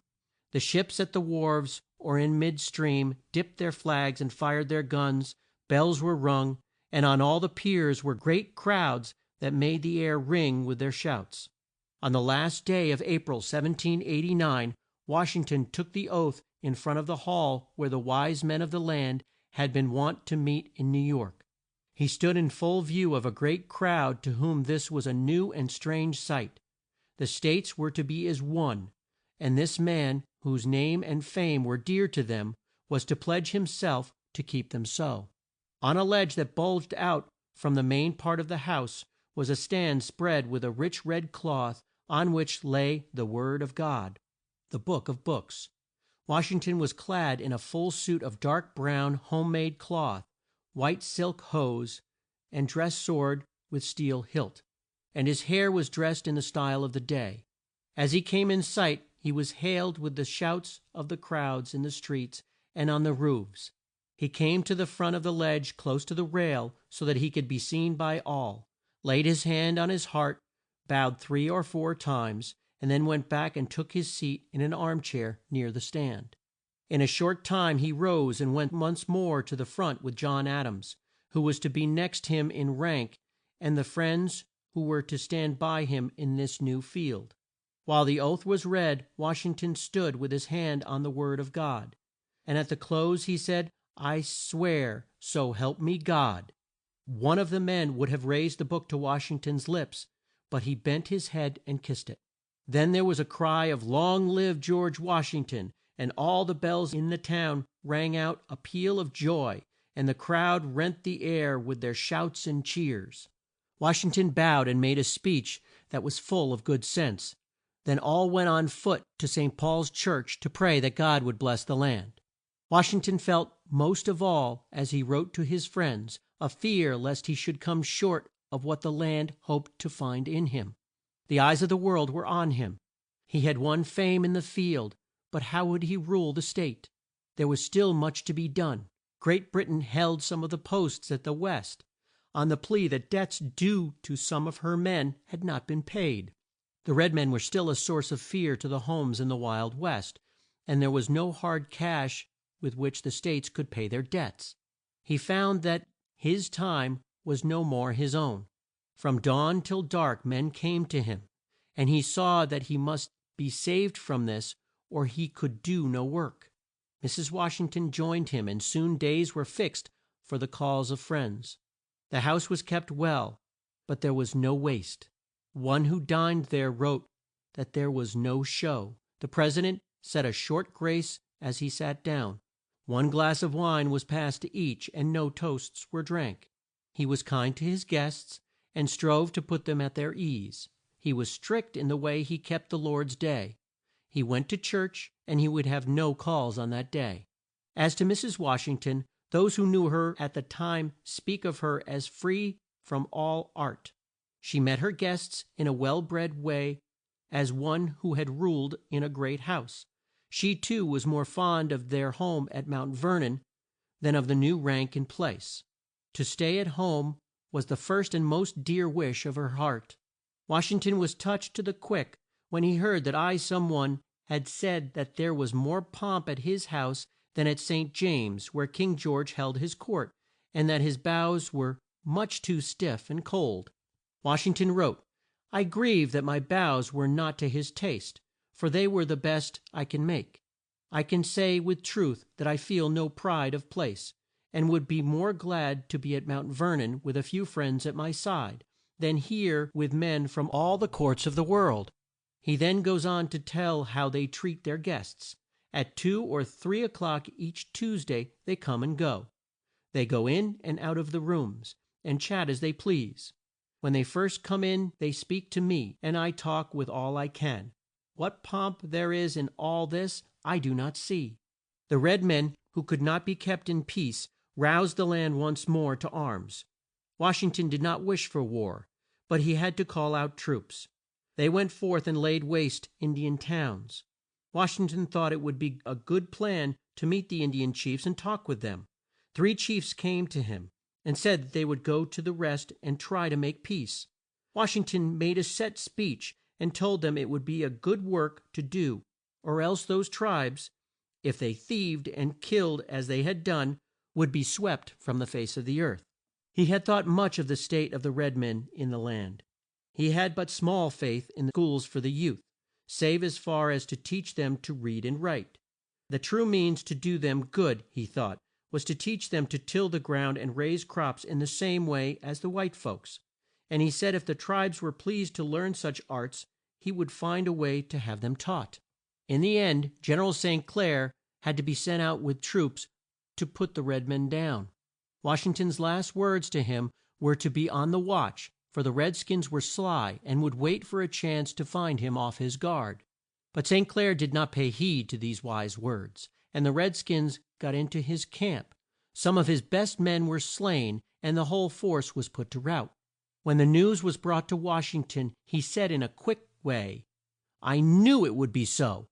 Here on this spot I took leave of him and told him to be on his guard.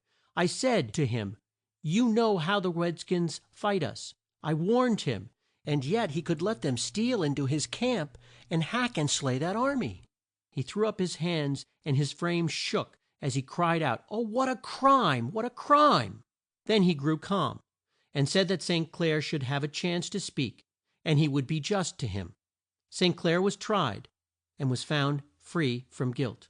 Washington's mother died at Fredericksburg, Virginia, August 25, 1789, aged 82.